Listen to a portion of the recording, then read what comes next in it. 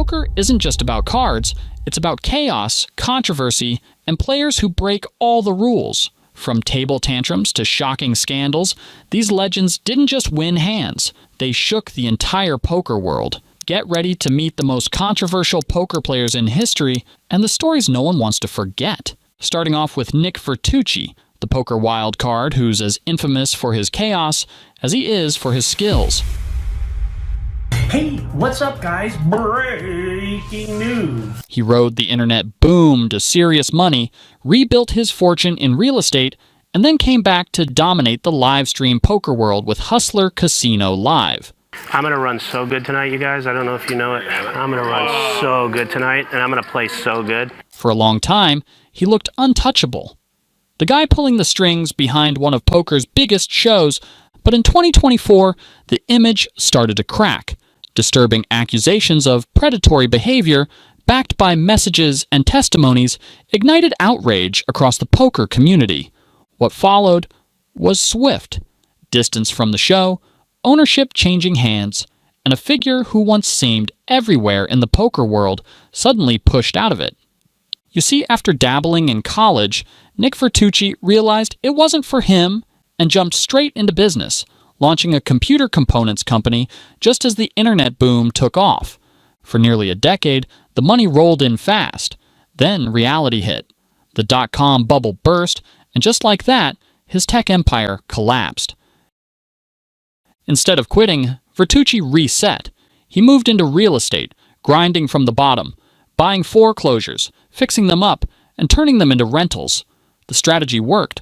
By 2014, he was confident enough to launch the Nik Vertucci Real Estate Academy. Thousands of people have secured their financial futures with the help of savvy real estate investor and star of the hit radio show, The Real Estate Investing Hour, Nik Vertucci. Teaching others how to follow the same path.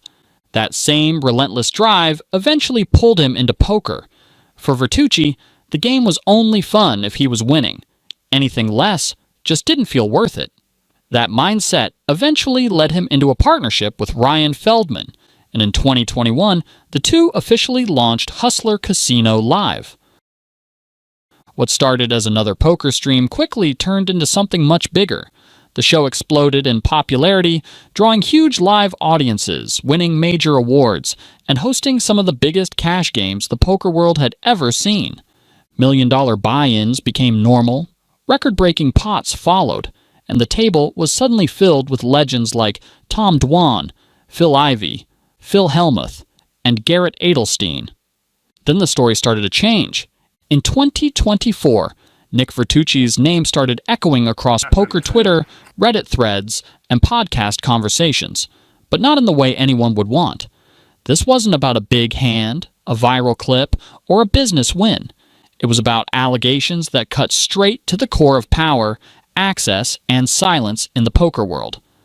The spark came in early October when Julia McBride, a Southern California lawyer known to Hustler Casino Live viewers as Julia from Palmdale, decided she was done keeping quiet.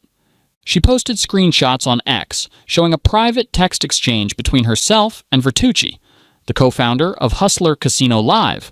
Her message was blunt. It was time to break the silence. She accused Vertucci of using his position of power at the show to harass women and intimidate anyone who might speak up. When Poker News reached out to Vertucci and the Hustler Casino Live team for comment, both declined. That silence only amplified the noise. The messages Julia shared dated back to September 2023. Vertucci had asked if she would be playing on the stream that night. When she said yes, the tone shifted almost immediately.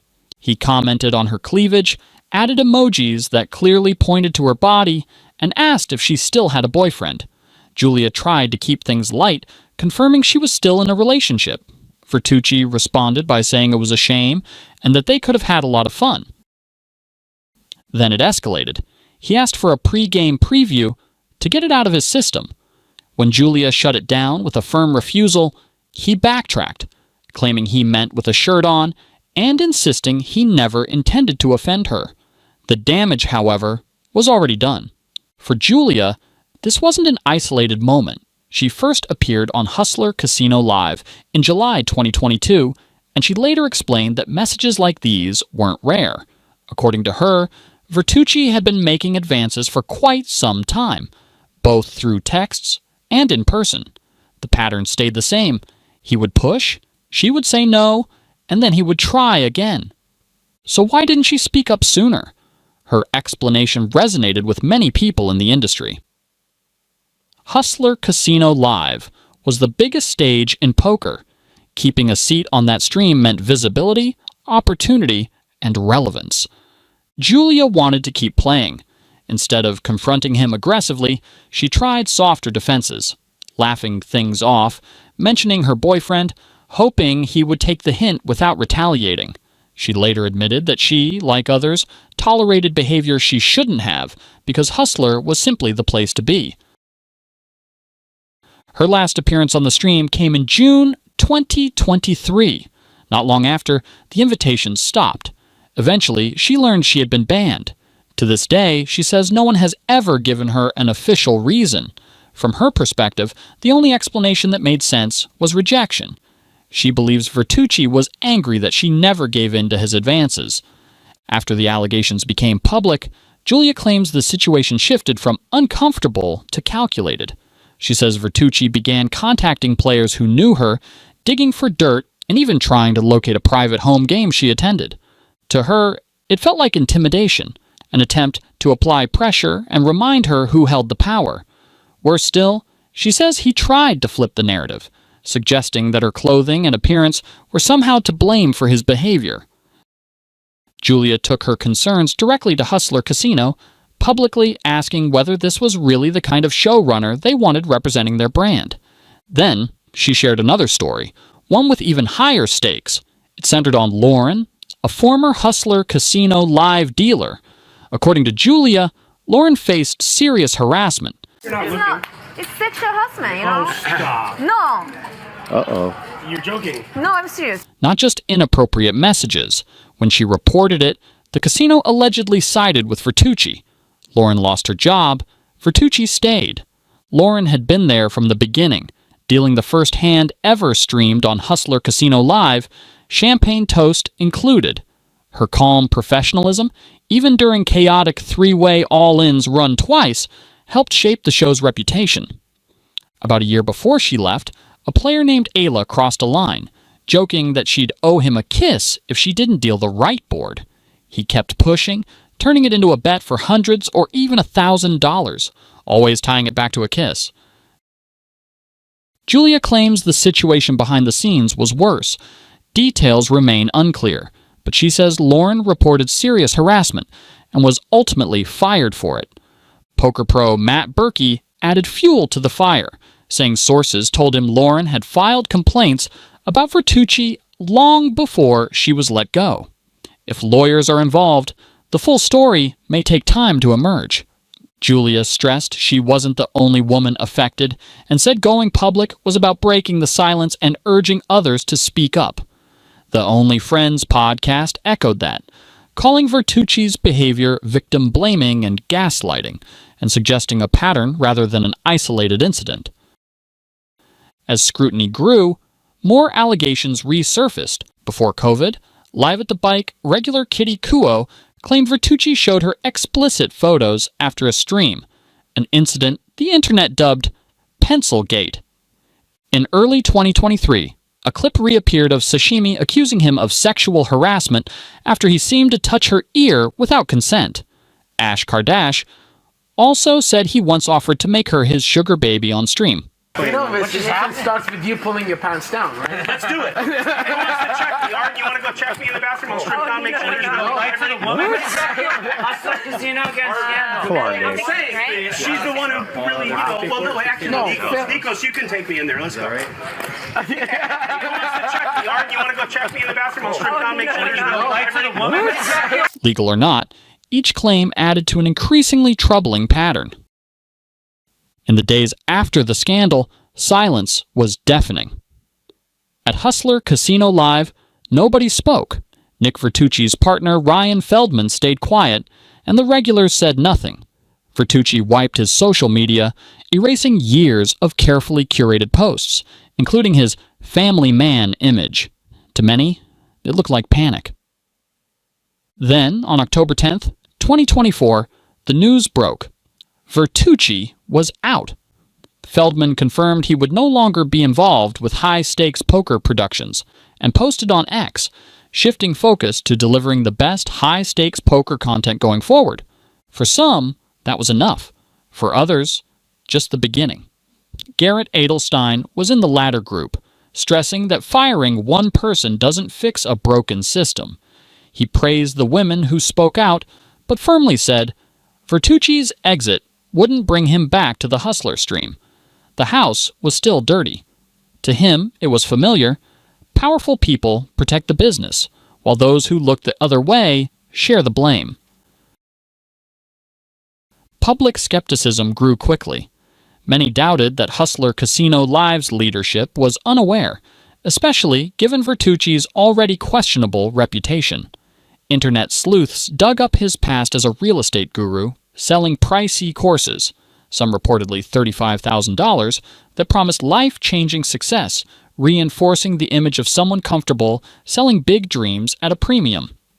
PokerSpace's news uncovered a video of Vertucci dismissing sexual harassment claims as just part of business, angering an already wary community.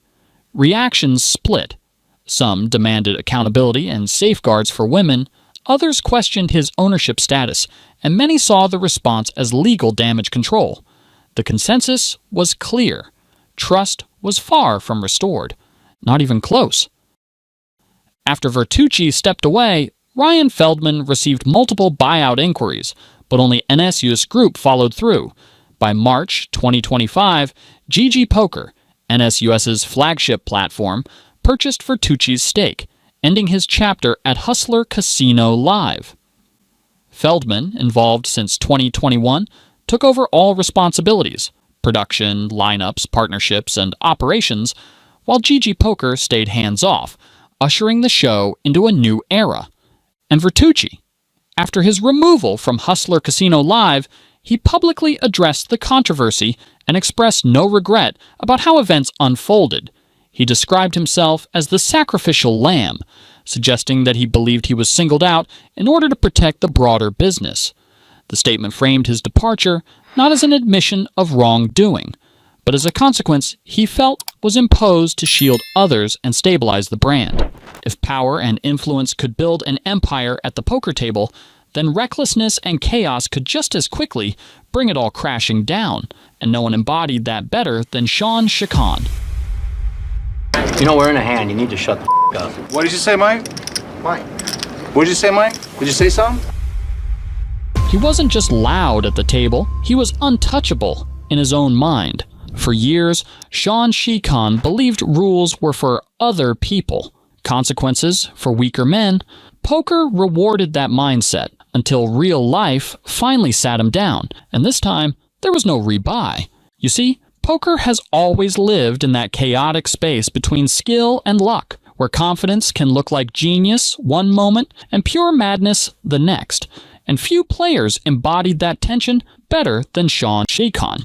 His story isn't just about cards and chips, it's about reinvention, volatility, and a personality so intense it could flip an entire poker room upside down. Sean Chacon was born in Iran in 1969 into privilege. His father was a powerful military officer and judge, and the family lived a protected, wealthy life. That ended in 1979. The Islamic Revolution turned them into targets as a religious minority, forcing them to flee. Sean learned early how fast life can change. At 13, he arrived in the U.S. The culture shock was harsh. His father went from judge to gas station owner in San Jose, commuting long hours just to survive. The fall in status deeply shaped the family. They settled in San Jose, where Sean attended high school. A short move to Las Vegas failed, and Sean returned to California alone, an early sign of the independence that would define him. Poker, though, had been around him long before he ever touched a casino table. Growing up, Sean watched his parents host regular card games with friends and relatives. He absorbed the rhythms of the game, the trash talk, the tension, and the unspoken rules. By the time he was old enough to play, poker already felt familiar. In 1986, at just 17 years old, Sean decided he was ready for the big stage. He walked into Caesar's Palace and sat down at a $5, $10 stud game. It went horribly. He lost all his money and was promptly kicked out when casino staff realized he was underage. For most people, that would have been the end of the story. For Sean Shikhan, it was just the beginning. Back in California, he began grinding. Local card rooms, home games, anything that allowed him to play and learn. This was where his aggressive style took shape. He wasn't just trying to win pots. He wanted to dominate opponents psychologically. By the time he reached the professional circuit, people noticed him immediately. He played fast, fearless, and with zero regard for reputations. His World Series of Poker results backed it up. In May 2001, he entered his first WSOP event and finished third, taking home over $50,000. 6 years later, in July 2007, he repeated the feat with another third-place finish, this time in no-limit deuce to 7 lowball. He wasn't a fluke, he belonged. But Shikhan wasn't just known for his results. He became infamous for his table behavior. He thrived on chaos, using words, gestures, and tension as weapons. His most legendary confrontation came during the 2005 World Series of Poker when he clashed with Mike "the Mouth" Matiso. The moment those two shared a table, everyone sensed trouble. Matisow was already known for emotional blow-ups, and Shikhan was more than happy to poke the bear. Things exploded when Sean folded a hand and slammed the table, clearly signaling that the flop would have hit him hard. Now the flop is 9-8 ace. Oh, Sheik's not happy. Oh, he pounds the table. Matisow snapped. What followed was a barrage of shouting, insults, and pure rage from both sides. You know, we're in a hand. You need to shut the up. Uh-oh. What did you say, Mike? Mike. What did you say, Mike? You cannot talk about a hand in between a hand. We're playing for a lot of money. Tournament director Jack Effel eventually stepped in and forced both players to take a 10-minute break. Right now, both you guys are on a 10-minute penalty. Away from the table. Both you guys on the rail for 10 minutes. And listen, if I hear a word from either one, it's going to be 20. The rivalry didn't end there. It spilled across multiple televised events for years. Despite the chaos, Shikhan finished 11th in that tournament for $600,000. He goes out in 11th place and wins $600,000. Matisow, meanwhile, delivered a legendary hero call with the nut flush, but his emotional volatility cost him dearly in chips. It was a textbook example of how tilt can destroy even the most talented players. Shikhan's reputation only grew from there. On Poker After Dark, he repeatedly clashed with Phil Hellmuth. During one heated moment, Hellmuth accused Sean of non-stop talking during a crucial hand against Annie Duke. Ironically, everyone at the table was talking, but only Sean managed to get under Phil's skin. Sean, would you please mind this time? Please be quiet. Let's have a moment. I can't use my reading abilities in poker anymore. Reading want to talk through it? Reading abilities? Damn, I gotta get Why don't you shut up? Then came high-stakes poker, where Shikhan crossed from verbal warfare into outright provocation. In a moment that shocked viewers, he grabbed Mike Matisow's expensive sunglasses and snapped them in half. No strategy, no reason, just chaos. The peak of Shikhan madness came at the Aria Poker Room in Las Vegas. Poker pro Todd Brunson live-tweeted the entire disaster as it unfolded. It started with jokes about Sean bragging that he owed nobody money, only for Todd to confirm he actually owed 2 people at the table. Tensions exploded. A physical fight broke out involving Sean, David Viffer Pete, and John Monette. Security rushed in as threats flew. Somehow, it got worse. Within minutes, Sean had managed to antagonize the entire table and was kicked out of the casino. Todd's final update summed it up perfectly. Shikhan didn't even last 20 minutes. And yet, for all the chaos, the talent was real. In March 2006, Sean went on a deep run in NBC's National Heads Up Poker Championship, reaching the Final Four. Along the way, he eliminated Gus Hansen in unforgettable fashion, holding 4 of a kind and boldly telling Gus to fold. Throw it away. Throw it away, bro.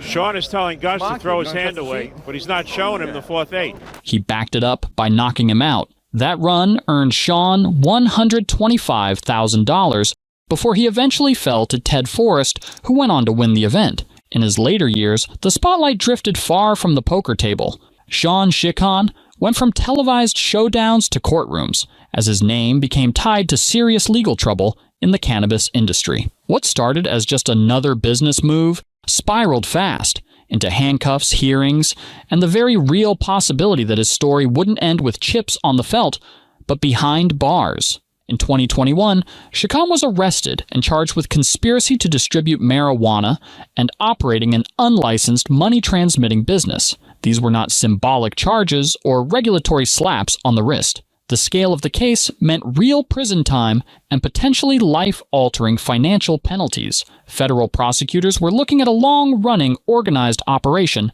not a one-off mistake. On June 30th, 2022, the situation became official. Shikhan appeared in U.S. District Court for the Southern District of California and pleaded guilty. He admitted to participating in an illegal cannabis operation known as Cannaland, which ran from 2019 through 2022. Cannaland wasn't a small neighborhood dispensary operating in a gray area. It functioned as a wholesale supplier to other unlicensed dispensaries across Southern California, particularly around San Diego, while also selling directly to customers. As part of the plea, Shikhan and his associate acknowledged just how large the operation had grown. Over 3 years, Cannaland distributed more than 3,000 kilograms of cannabis products. That scale is what ultimately triggered a coordinated federal and state investigation. The case reached its breaking point with a raid on Cannaland's Spring Valley location, east of San Diego. The unraveling began on April 7th, 2021. Authorities executed a search warrant at a 3,400 square foot business and uncovered more than 3,000 pounds of marijuana, valued at roughly $6 million. 5 firearms were also found on site. Even more damaging was what happened next. According to court documents, Shikhan and his co-defendant allegedly attempted to replace seized weapons so guards could continue protecting the operation.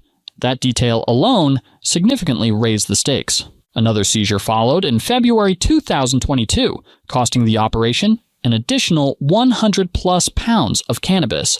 When everything was tallied, prosecutors concluded that Cannaland had moved more than 6,600 pounds of unlicensed marijuana. A search of a San Diego high-rise apartment linked to Shikhan turned up $109,000 in cash, all of which he later forfeited. He also faced the possibility of a $5 million fine.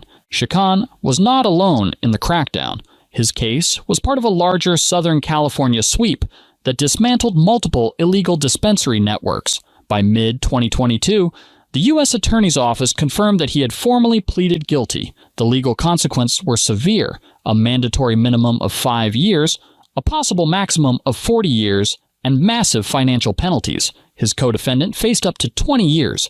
The case raised a familiar question: marijuana is legal in California, so how did this happen? The answer lies in the details. Cannaland operated in an area where cannabis businesses were still prohibited, and federal law continues to treat marijuana distribution as a serious crime. The size of the operation made federal involvement unavoidable. For his defense, Shikhan hired the powerhouse firm Chesnoff and Schoenfeld. As sentencing approached, his attorney pushed for a reduced sentence, arguing for probation, home detention, community service, counseling, and drug testing. Prosecutors had already suggested leniency with an 8-year recommendation, but the defense aimed far lower. Character letters were submitted to support the request. Friends, professionals, and poker figures described Shikhan as remorseful, respectful, and devoted to his family. One poker legend highlighted his role as a caring father who encouraged his daughter's education. His legal team emphasized that Shikhan had complied with all pre-trial conditions and accepted responsibility. The defense also leaned heavily on shifting attitudes toward marijuana. They pointed to nationwide legalization trends, political efforts to reform federal laws, and prior cases where judges had imposed time-served sentences for similar conduct. Their argument was simple: the law was outdated, and Shikhan should not be punished as harshly as a major drug trafficker. But his past complicated everything.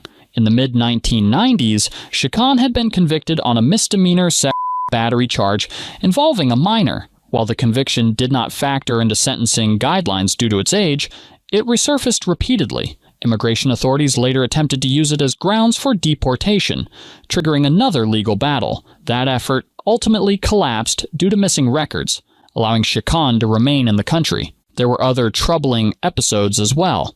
In 1999, Shikhan was involved in a fatal car accident that killed an elderly woman after his vehicle hydroplaned during a storm. Despite rumors and speculation, he was never charged. Additional unproven allegations followed him through poker circles, contributing to a reputation that never fully faded. When sentencing finally arrived, the risk was enormous. 40 years remained a legal possibility. Ultimately, Judge Kathy Ann Bensavengo imposed a 48-month federal prison sentence.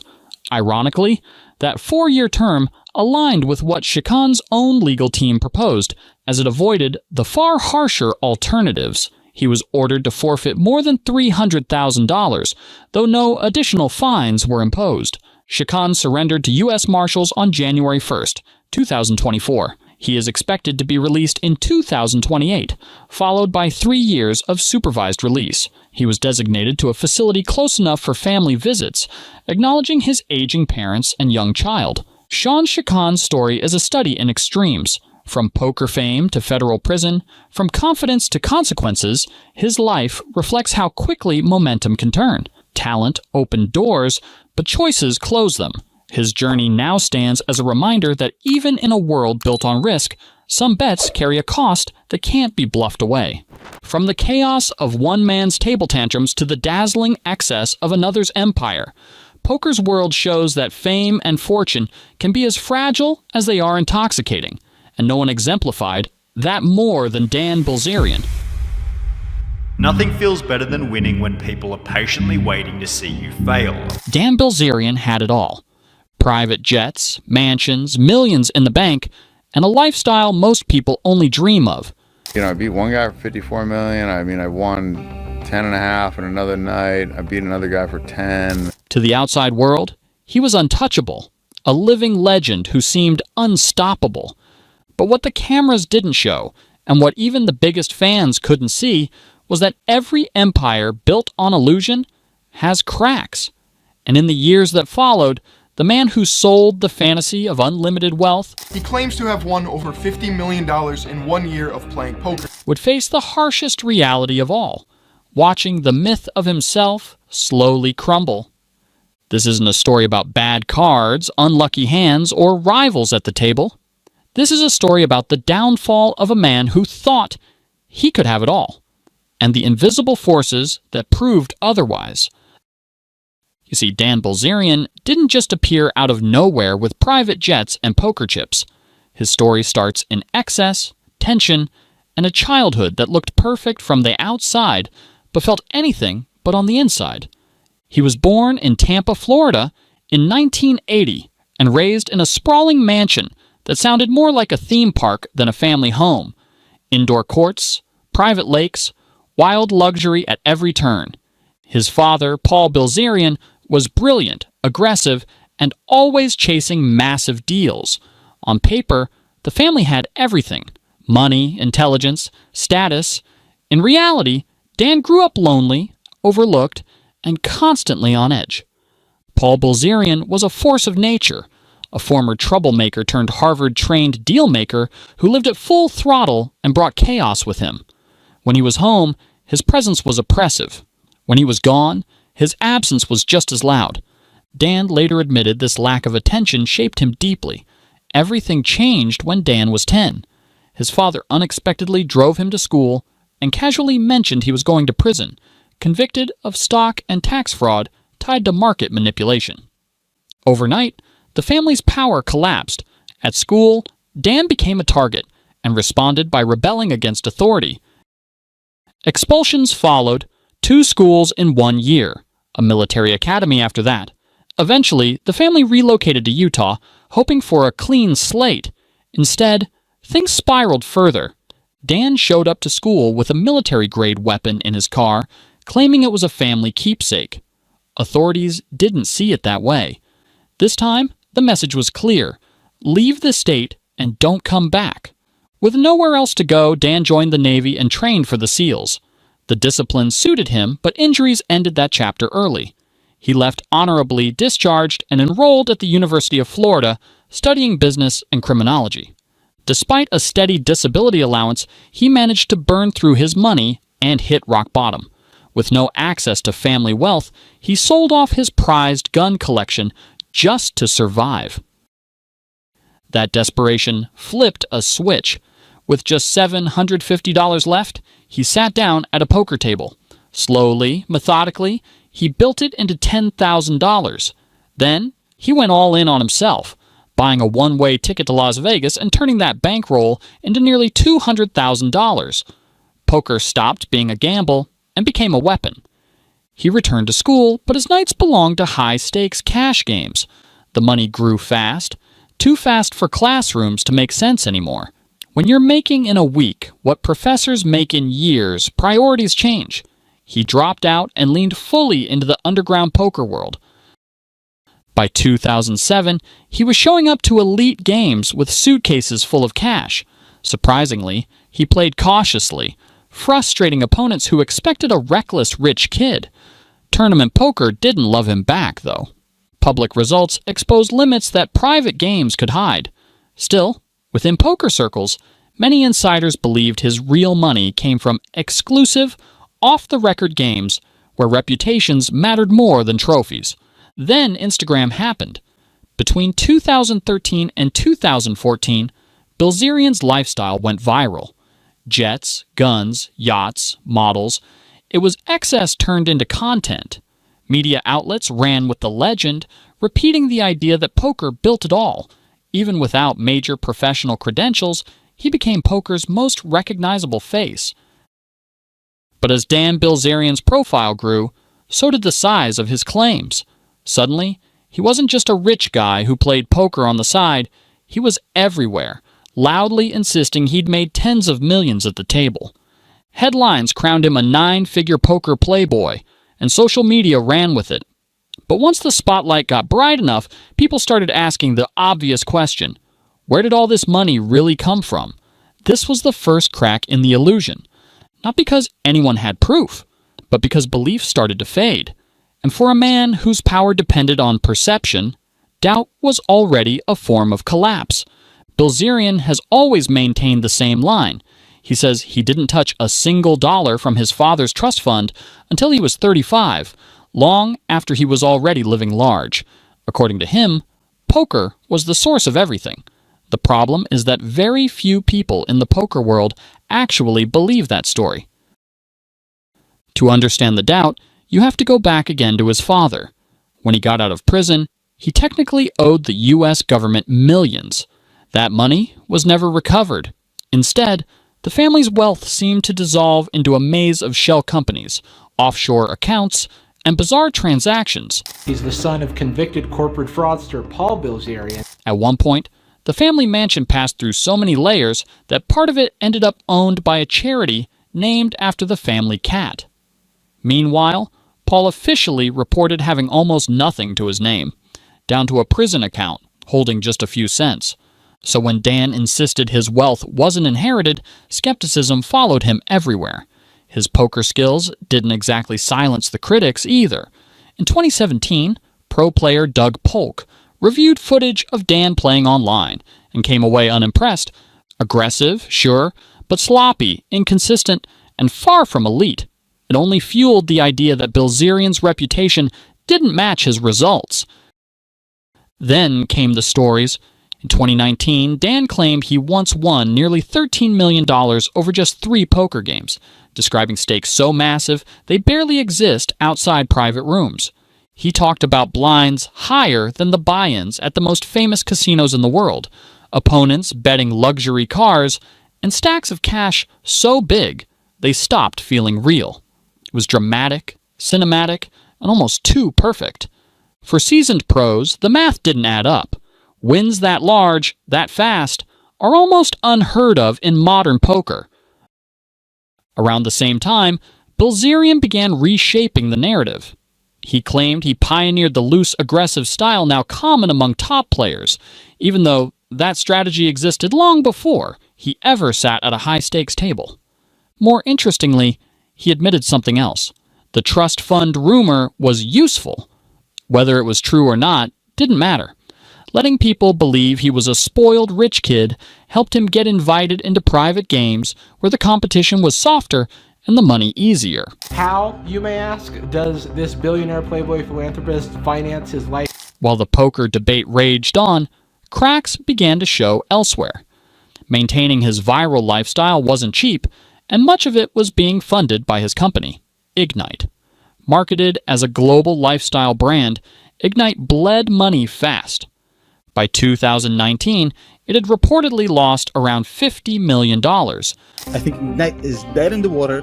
We're just waiting for the official announcement. They have no cash. Much of it spent on extravagant personal expenses disguised as marketing. Lawsuits, whistleblowers, and leaked details revealed yachts, mansions, and luxury toys all charged to the company. By the time the dust settled, the question hanging over Dan Bilzerian wasn't about poker hands or strategy anymore. It was simpler and harsher. Was the man who built his fame on endless wealth actually running out of it? And was the image he sold the world ever real to begin with?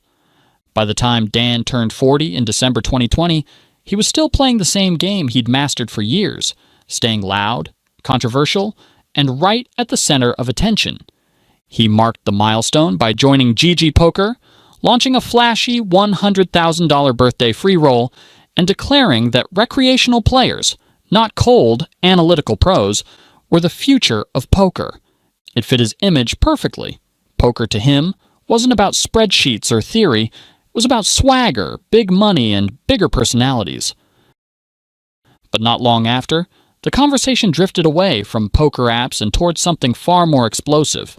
Rumors began circulating about a potential heads-up match between Bilzerian and billionaire Alec Gores, a game so massive it sounded almost fictional. According to Bilzerian, this wasn't some fantasy matchup. It was the rematch of a private rivalry that had already made him tens of millions. How much money have you made playing poker? I don't know. In his book and later podcast appearances, Bilzerian claimed Gores had personally reached out to him to play ultra-high-stakes poker at his Bel Air mansion. The early sessions were already extreme, with blinds in the thousands and buy-ins that could bankrupt most people instantly. Bilzerian said he walked away from that first night up over $1 million. As the games continued, the stakes ballooned into territory almost no one ever sees. He described winning, losing, rebuying, and swinging millions in a single sitting, including one brutal high-card flip worth more than many people will earn in a lifetime. According to Bilzerian, despite some massive losses along the way, he ultimately took more than $40 million from Gores. That's where things got tense. Gores reportedly wasn't happy about being publicly named or about the numbers being shared. What followed, at least in Bilzerian's telling, was a challenge that could dwarf everything that came before. A $100 million heads-up match, winner take all. Bilzerian claimed he was ready. He said he could wire his $50 million share, even offered to televise the match. But as months passed, nothing materialized. Critics called it a publicity stunt. Bilzerian insisted the other side was stalling. The money, he said, was ready. The game just wasn't happening. Around the same time, Bilzerian found himself under pressure from another angle. On Doug Polk's podcast, he was pushed harder than usual about the one question that never goes away. How did he actually build his bankroll? Polk, a respected professional with a reputation for calling things as he sees them, pressed for details. Online results, early wins, proof. Bilzerian's answers circled back to the same themes. He talked about grinding online, winning big months, then graduating to private games filled with ultra-wealthy amateurs who didn't really know how to play. He insisted those games were where the real money was made. Polk eventually acknowledged that Bilzerian likely did win millions in private games.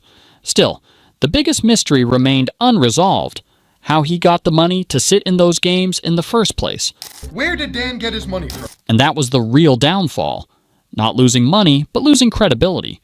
Because in poker, once people stop trusting your story, the game is already over. Meanwhile, his relationship with GG Poker quietly unraveled. By 2022, Bilzerian was out. The partnership had always been controversial, and criticism followed him from day one. Bilzerian later brushed it off as a lack of interest and claimed the money wasn't worth the effort. Behind the scenes, he said affiliate payments never matched expectations, and the deal simply faded away. Even as doors closed, Bilzerian stayed defiant. He made it clear he didn't care for most of the poker world, distancing himself from professionals while keeping a tight inner circle of elite players he respected. His image remained intact to his fans, untouchable, unapologetic, and still living the dream. If some players built their legend on spectacle and bravado, others took a quieter, calculated path, until the law caught up with the systems they thought could never fail, like Ali Tekendamgach. The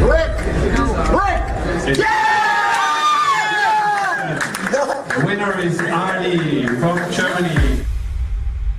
Ali Tekendamgach looked like the kind of poker pro everyone dreams of becoming.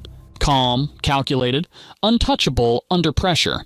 But behind that calm exterior was a system that would eventually get him banned from casinos across Europe and land him in prison. Because in poker, when someone runs too good for too long, the game doesn't forgive. It investigates. Before the bans, before the prison sentence, Ali Tekendamgach looked like a rising star. Of Turkish descent, he was born and raised in Germany. He emerged as a rising talent on the European poker scene, gaining significant attention through a series of strong tournament results. His breakthrough included winning major events on the European circuit and securing deep runs in EPT-related tournaments. Tekendamgach built a solid reputation as a quiet, disciplined, and effective live player, known for his calm demeanor and calculated style at the tables. For a time, he successfully appeared to be just another in the wave of successful and respected European poker professionals. This meticulously crafted reputation, however, would soon begin to crack. The first major red flag popped up at the 2010 World Poker Tour Spanish Championship at Casino Barcelona. The event ran from May 19th to May 23rd and pulled in 326 players, each putting up around 3,500 euros. By the time registration closed, the prize pool had climbed past €1 million. Ali made a deep run and found himself heads up for the title against Roberto Garcia Santiago, a Spanish film director who had been the chip leader for most of the tournament. But by the time it came down to the final two, the momentum had completely flipped. Ali had built a massive 5-1 chip lead and wasted no time finishing the job. On the final hand, Santiago shoved all in, holding 9 of diamonds, 8 of hearts. Ali made the call with Queen 5 of clubs. The flop came King, Ace, 5, all hearts. Santiago picked up a flush draw and had hope, but it never came. No heart on the turn, no heart on the river. Just like that, Ali Tekendamgach was crowned champion. He walked away with 315,000 euros, a Tiffany bracelet, and a seat in the $25,000 WPT championship. In the post-tournament interview, he casually mentioned that this was only his second major live event ever. His first? Monte Carlo, where he finished 125th. On the surface, it sounded like a fairy tale run. But behind the scenes, people were starting to notice something strange. When tournament footage was reviewed, viewers spotted odd interactions between Ali and a man posing as a journalist. Subtle hand movements, repeated gestures. The kind of thing that means nothing until you know what you're looking for. Later that year, Ali was scheduled to take his seat at the final table of the Partouche Poker Tour main event, one of the biggest tournaments in Europe. The event had already played down to its final players months earlier and then paused, similar to the World Series of Poker's November 9. But just before the final table was set to resume, everything fell apart. Ali never made it to the table. He wasn't eliminated, he was disqualified. Tournament organizers had spent months reviewing security footage from his win in Barcelona. What they saw convinced them beyond any doubt that cheating had taken place. The scheme, once exposed, was shockingly simple. The cover was fake media credentials. The position was directly behind Ali's opponents, The signal was a silent system of coded gestures. Investigators quickly connected the dots to pokerboom.eu, a poker blog whose contributors were frequently seen hovering behind players at key moments. Conveniently, the site vanished shortly after the scandal broke. Ali wasn't doing this alone. His close associate, high-stakes pro Parika Bukhara, was right there with him, and also tied to the operation. Together, they allegedly relied on a simple but surprisingly effective body language code to pass card information. At the Unibet Open in Prague, one moment caught everyone's attention. A blogger in a brown shirt was positioned directly across from Bukhara. As soon as opponent Just Mengering checked his cards, the blogger casually touched his mouth, then the top of his head. Jack, ace. Bukhara went on to finish 6th in the tournament, cashing for over 25,000 euros. But the most damning footage came from WPT Barcelona. In one key hand, Roberto Garcia Santiago shoved all in pre-flop. Ali made a shocking hero call with Queen 5, a call that made no sense to experienced players watching. Until you look behind Santiago.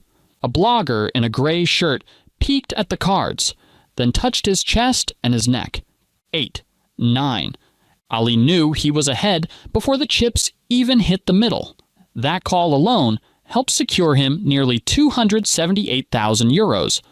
When Ali's disqualification became public, the poker world erupted. Players weren't just angry about the money, they were furious about the security failures. How had fake journalists been allowed to stand close enough to read hole cards without anyone stepping in? Ali, for his part, refused to back down. He denied everything and claimed he was the victim of a smear campaign designed to destroy his career. According to him, Patrick Partouche himself pulled him aside the day before the PPT final table and accused him of cheating, without presenting hard evidence. Ali didn't walk away quietly. He filed a lawsuit against the Partouche group. The French court officially accepted the case. His demands were bold. 1.3 million euros for the first-place prize he believed was taken from him. 200,000 euros for damage to his reputation. Total, 1.5 million euros. The court now faced two major questions. Could Partouche prove, beyond doubt, that cheating occurred? And even if they could, were Ali's financial demands reasonable? As the legal process dragged on, Ali only received about $70,000 of the $132,000 he was owed for 9th place. He admitted the case could take another year to resolve, but he wasn't interested in settling. He wanted a verdict. Meanwhile, the consequences kept stacking up. Despite his public denials, reports of Ali being banned from King's Casino in the Czech Republic were confirmed by the casino's owner himself. And the deeper investigators dug, the uglier it got. This wasn't just a bad look for Ali Tekintamgash in the poker world anymore. It was something far more serious. The scandal didn't stay online or at the tables. Eventually, it followed him into real life, and that's when everything finally came crashing down. By September 2013, the run was over. German authorities arrested Tekintamgash on suspicion of fraud, and this time, there was no poker table to hide behind. Investigators quickly realized this wasn't about one or two shady hands at a tournament. They were looking at a full-blown international cheating operation. According to prosecutors, Ali had built a network that stretched across major poker events and underground cash games, including illegal high-stakes games in Hamburg. This wasn't a lone wolf story anymore. As the case unfolded, it became clear that Tekintamgash wasn't just involved. He was in charge. The man who once looked calm and untouchable under bright casino lights was now facing evidence that painted him as the mastermind behind one of the most sophisticated cheating rings poker had ever seen. Eventually, Ali pleaded guilty. That admission confirmed what players, organizers, and fans had believed for years. The lucky runs, the impossible calls, the perfect timing. It wasn't intuition, it was information. The court didn't go easy on him. On July 11th, 2014, the Augsburg District Court handed down the sentence, 3 years and 5 months in prison for repeated acts of cheating. For a man who once made his living reading people across a felt table, the final read was brutally clear. But the courtroom revelations didn't stop there. Judges exposed just how deep the operation really went. Tekken Tom Gotch hadn't been working with a small circle of friends. He had an entire support system. The network included multiple accomplices and, most shockingly, several casino employees who helped make the scheme possible. One of those insiders, known publicly only as Andy, was also convicted. But Andy made a move Ali never did. He cooperated. By turning on the group and giving investigators critical details, he avoided prison and walked away with a fine instead. His testimony helped prosecutors connect the dots and lock the case shut. That verdict changed everything. For the first time in a major live poker scandal, the consequences went far beyond bans and forfeited prize money. This case made one thing painfully clear. Cheating at the table could now cost someone their freedom. Ali Tekken Tom Gotch's name is forever tied to some of the darkest moments in live poker history. Yet, strangely enough, his downfall ended up strengthening the game.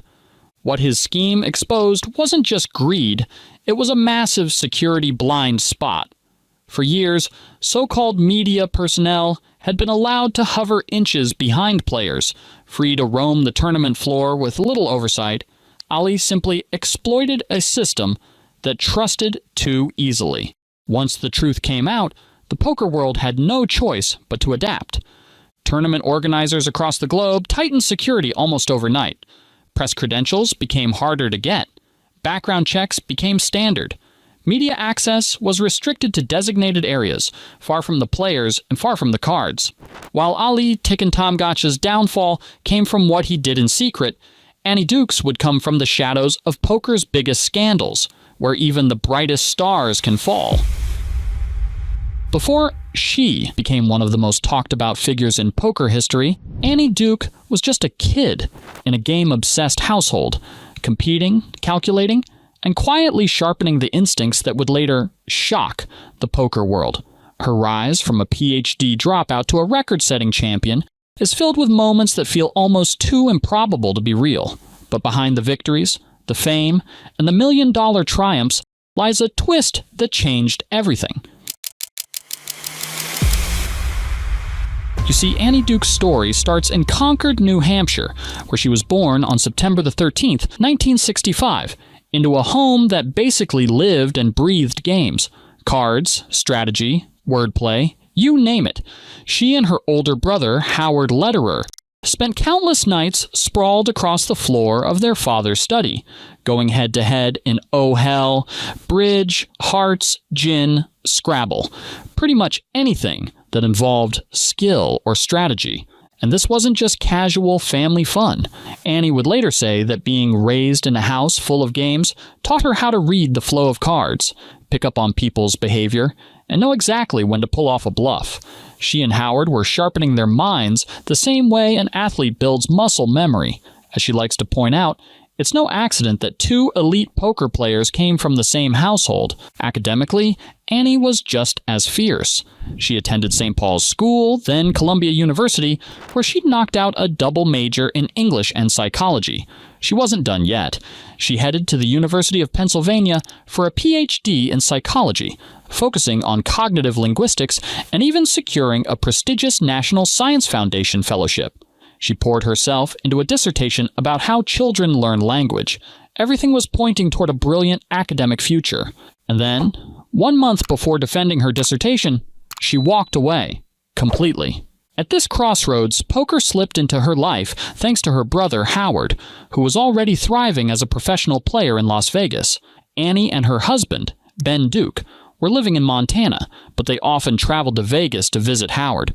During one of those visits, he gave her a simple but game-changing lesson.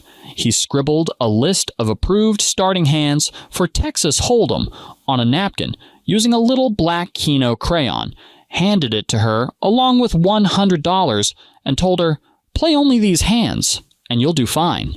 She marched across the street to the Fremont Casino, sat in a $1 to $3 game, and walked out with $300, an amount that felt massive at the time. That tiny napkin and those first winnings lit a fire in her. Soon, she was going back to Vegas more often. And Howard believed in her immediately and sent her $2,400 as a bankroll, officially backing her poker launch. Throughout the early 90s, Annie kept things low-key, playing private home games around Montana and making the occasional trip to Vegas. She practically owned the Crystal Lounge in Billings, and all the while, Howard kept nudging her to step onto a bigger stage. Then, in 1994, she finally took the shot. She entered the World Series of Poker. In the $10,000 main event, she held her own and finished 26th, walking away with $16,800. After the series, she racked up another $20,000 in cash games. That was the moment she knew poker wasn't a hobby, it was her calling.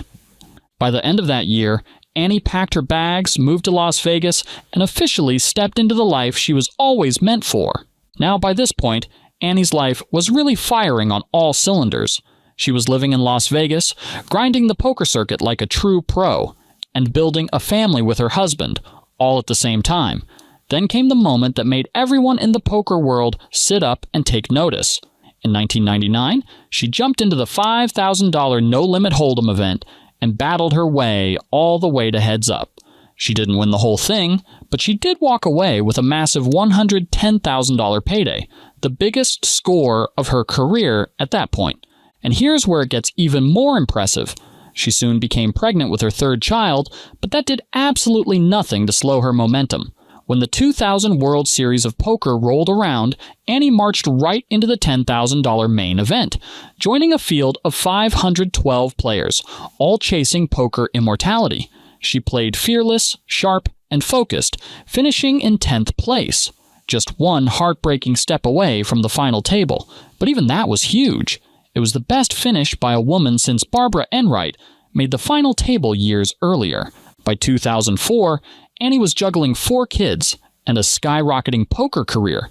She had a calm, unshakable presence at the table, paired with razor-sharp instincts. And anyone who watched her play could tell she wasn't just relying on luck or good cards. Annie was using psychology, game theory, and a fearless analytical style to slice through opponents who underestimated her.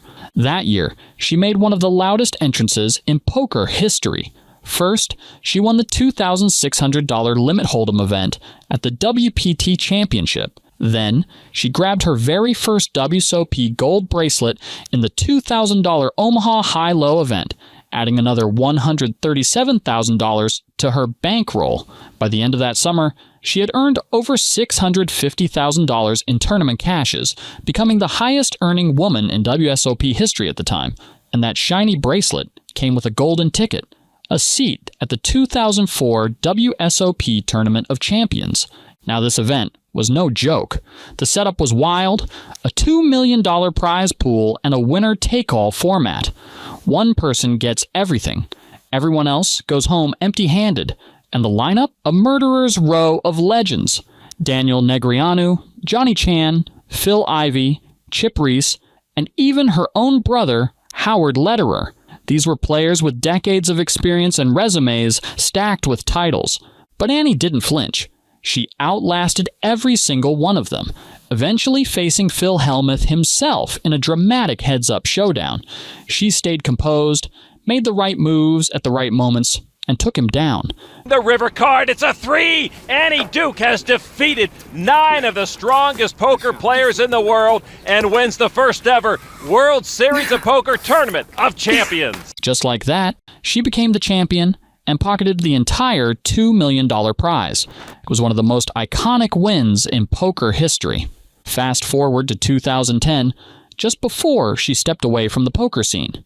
Annie entered the National Heads Up Poker Championship, and the road to the finish line was anything but smooth. Her matches over the first 2 days were long, grueling, and filled with tension, but she kept pushing, kept fighting, and kept finding ways to win. In the final match, she faced the legendary Eric Seidel, one of the toughest opponents anyone could ever draw. After 3 exhausting days of battle, Annie Duke rose to the top once again.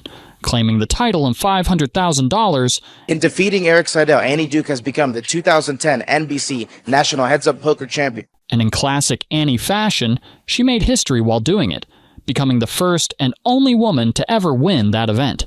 Now, at the height of her fame, Annie Duke seemed unstoppable. She was stacking up wins, cashing big, and becoming one of the most respected names in poker. Her success landed her a major contract with Ultimate Bet, right around the same time her brother, Howard Lederer, was helping steer the booming full-tilt poker empire. Life looked golden, until the entire online poker world started cracking underneath them.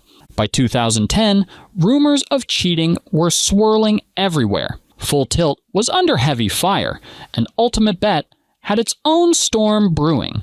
UB's scandal became one of the ugliest in poker history, centered around super users who could literally see players' hole cards. Mr. Hamilton, are you in any way associated with the UltimateBet.net super user cheating scandal? Russ Hamilton, a former WSOP main event champion and UB founder, eventually admitted to using this hidden God mode to steal up to $18 million from unsuspecting players between 2003 and 2007. And I did take this money, and I'm not trying to make it right, Dan, so we got to get that out of the way real quick, okay? The Kanawake Gaming Commission acted, but their $1.5 million fine was laughable compared to the damage done. Worse yet, only about 10% of stolen funds ever made their way back to the victims. In the middle of all this, Annie Duke found herself pulled into the mess. Accusations surfaced claiming she knew about the cheating while promoting the platform, a claim she immediately denied. No evidence ever proved she was involved, but the scandal left a stain that was hard to wash off. Still, she wasn't ready to fade away.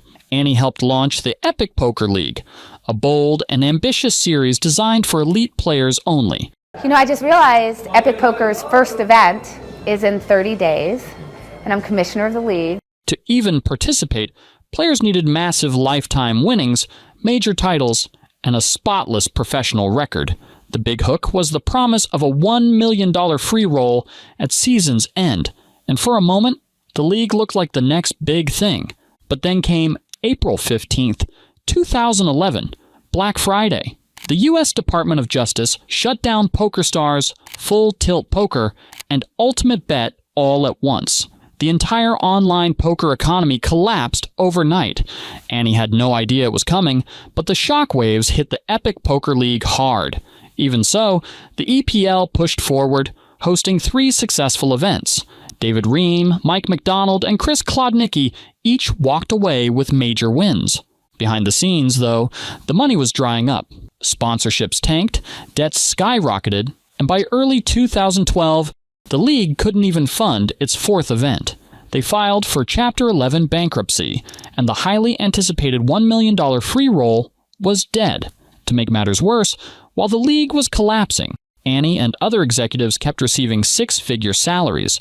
The poker community didn't take that lightly. With the UB scandal still haunting her, and the EPL failure pinned partly on her, Annie's reputation took a brutal hit. And people are actually in poker get really upset when they see mainstream people talk about her in this positive light. And they're like, do you realize the scams that she was involved in? When she showed up at the 2012 WSOP, she was openly criticized.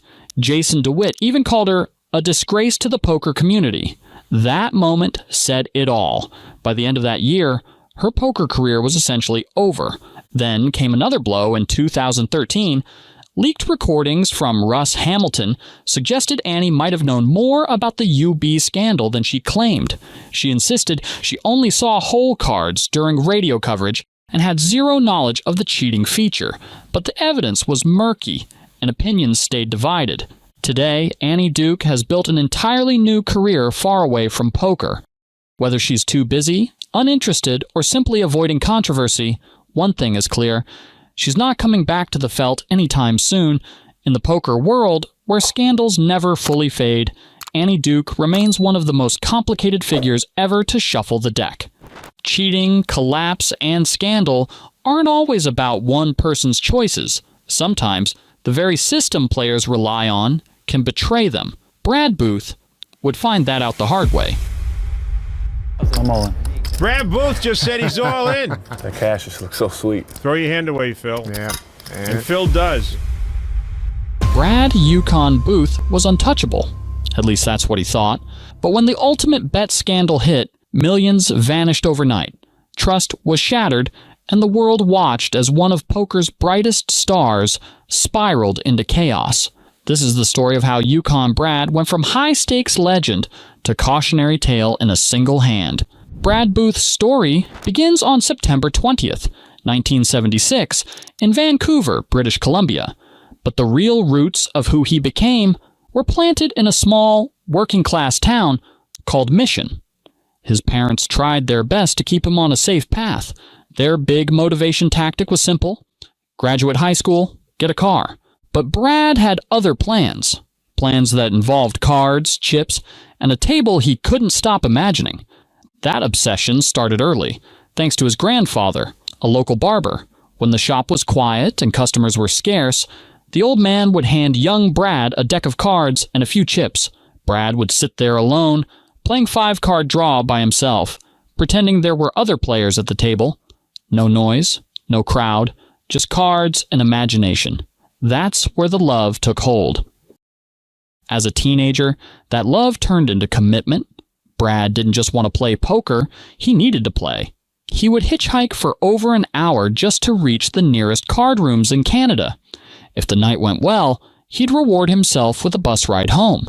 If it didn't, he'd stick his thumb out and wait on the side of the road. By 16, the classroom felt pointless to him. Brad dropped out of school and took a job at a local pizza shop. It wasn't rebellion for rebellion's sake. It was independence. He worked odd jobs, delivered pizzas, and saved every dollar with one goal in mind: building a bankroll. After his shifts, while most people were winding down, Brad was just getting started. He'd head straight to private card rooms and grind low-stakes limit hold'em, buying into $4, $8 games with pizza money. Night after night, hand after hand, he was sharpening instincts that most people didn't even realize could be trained. At 19, Brad Booth still wasn't Yukon Brad. That name, and the life attached to it, came after a painful turning point. When his mother passed away, Brad left everything behind and headed north, deep into Canada's remote towns and rugged landscapes. It wasn't an escape as much as it was a reset. For nearly a decade, he drifted from place to place, playing poker wherever there was a seat and a deck. Back then, the games were modest. The biggest action in the entire country topped out at a $10, $20 pot limit Omaha game. But those tough, gritty games shaped him. Somewhere along that long stretch of cold roads and smoky rooms, the nickname Yukon Brad stuck, and so did the reputation. Fearless, relentless, sharp. By 27, he knew it was time. The wilderness chapter closed, and the bright lights of Las Vegas called. Poker wasn't a job to Brad, it was his entire existence. Some days, he played 3 hours, other days, 24.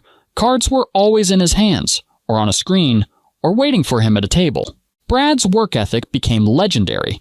Marathon sessions weren't special events, they were routine. One of his proudest moments came in 1998 at the Mirage, where he helped start what was believed to be the very first low-stakes, no-limit hold'em game in Las Vegas. A simple $1, $2 game with a $100 buy-in. Brad sat in seat 1 and stayed there for 3 straight days. To him, a 1-hour session barely counted as poker. That grind paid off. By 2005, Brad stepped onto the professional tournament circuit and immediately made noise. A 12th place finish at a $5,000 World Series of Poker event earned him $17,000. Soon after, a runner-up finish at the Bellagio added another $88,000. He was no longer just surviving, he was arriving. Then came 2006, the year everything clicked. Brad powered his way to 3rd place at the WPT Mandalay Bay Championship, walking away with over $319,000. More deep runs followed, and suddenly Yukon Brad wasn't a nickname anymore. It was a brand. The reputation earned him an invite to Season 3 of High Stakes Poker, not just a seat, but a statement. A $1 million buy-in.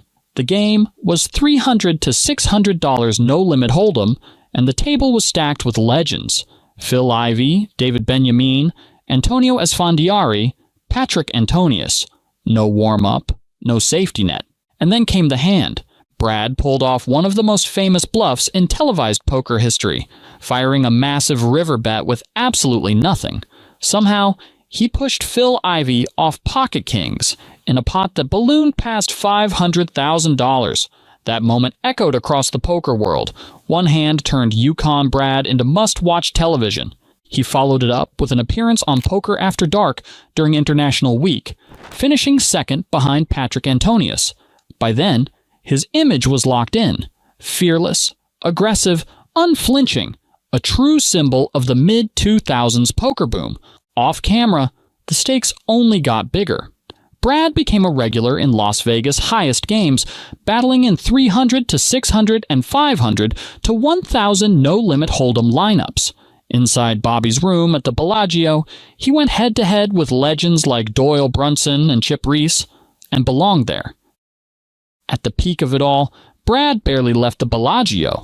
For a year and a half, he lived out of a suite, spending around $25,000 a month and rarely stepping outside. Weeks blurred together. Days disappeared. But he didn't mind. To him, there was no better life than walking from a modest chip game straight into Bobby's room. For years, he was convinced live poker was exactly where he belonged. The lights, the reads, the pressure, the people. That was his element, and for a long time, he wasn't wrong. Live poker had been very good to him, but from 2007 to 2012, his online results were telling a completely different story. Over that stretch, he lost roughly $4.2 million playing online, a number that would crush almost anyone. Booth himself was clear about the split. Nearly all of those losses came from online poker, not live games. What made it worse was that not all of those losses were fair. Booth was caught right in the middle of one of the ugliest scandals poker has ever seen, the Ultimate Bet superuser scandal. Insiders at the site were using illicit software that allowed them to see opponents' hole cards in real time. It was poker with X-ray vision, and it completely destroyed the integrity of the game.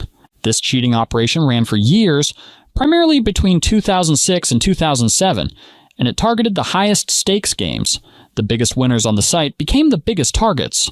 Booth, who was a regular in those games during the height of the poker boom, was hit hard. Estimates vary, but Booth believed around $2.5 million of his losses came directly from being cheated. The scale of the scandal was staggering. Key figures, including a former World Series of Poker champion, were linked to the operation. Between Ultimate Bet and its sister site, Absolute Poker, total losses were believed to exceed $50 million. Professionals who trusted the site were systematically drained, and Booth was one of the most visible victims. Ultimate Bet eventually admitted its software had been compromised and promised restitution. Booth was told he would be paid back. He did receive a small portion, but before the full settlement could be completed, Black Friday hit. The site collapsed, and the rest of the money simply vanished. There was no closure, no clean ending, just another rug pulled out from under him. After that, Booth was never quite the same player. He began borrowing money to stay afloat, convincing himself he could grind his way back. Instead, much of that money went straight back into online games.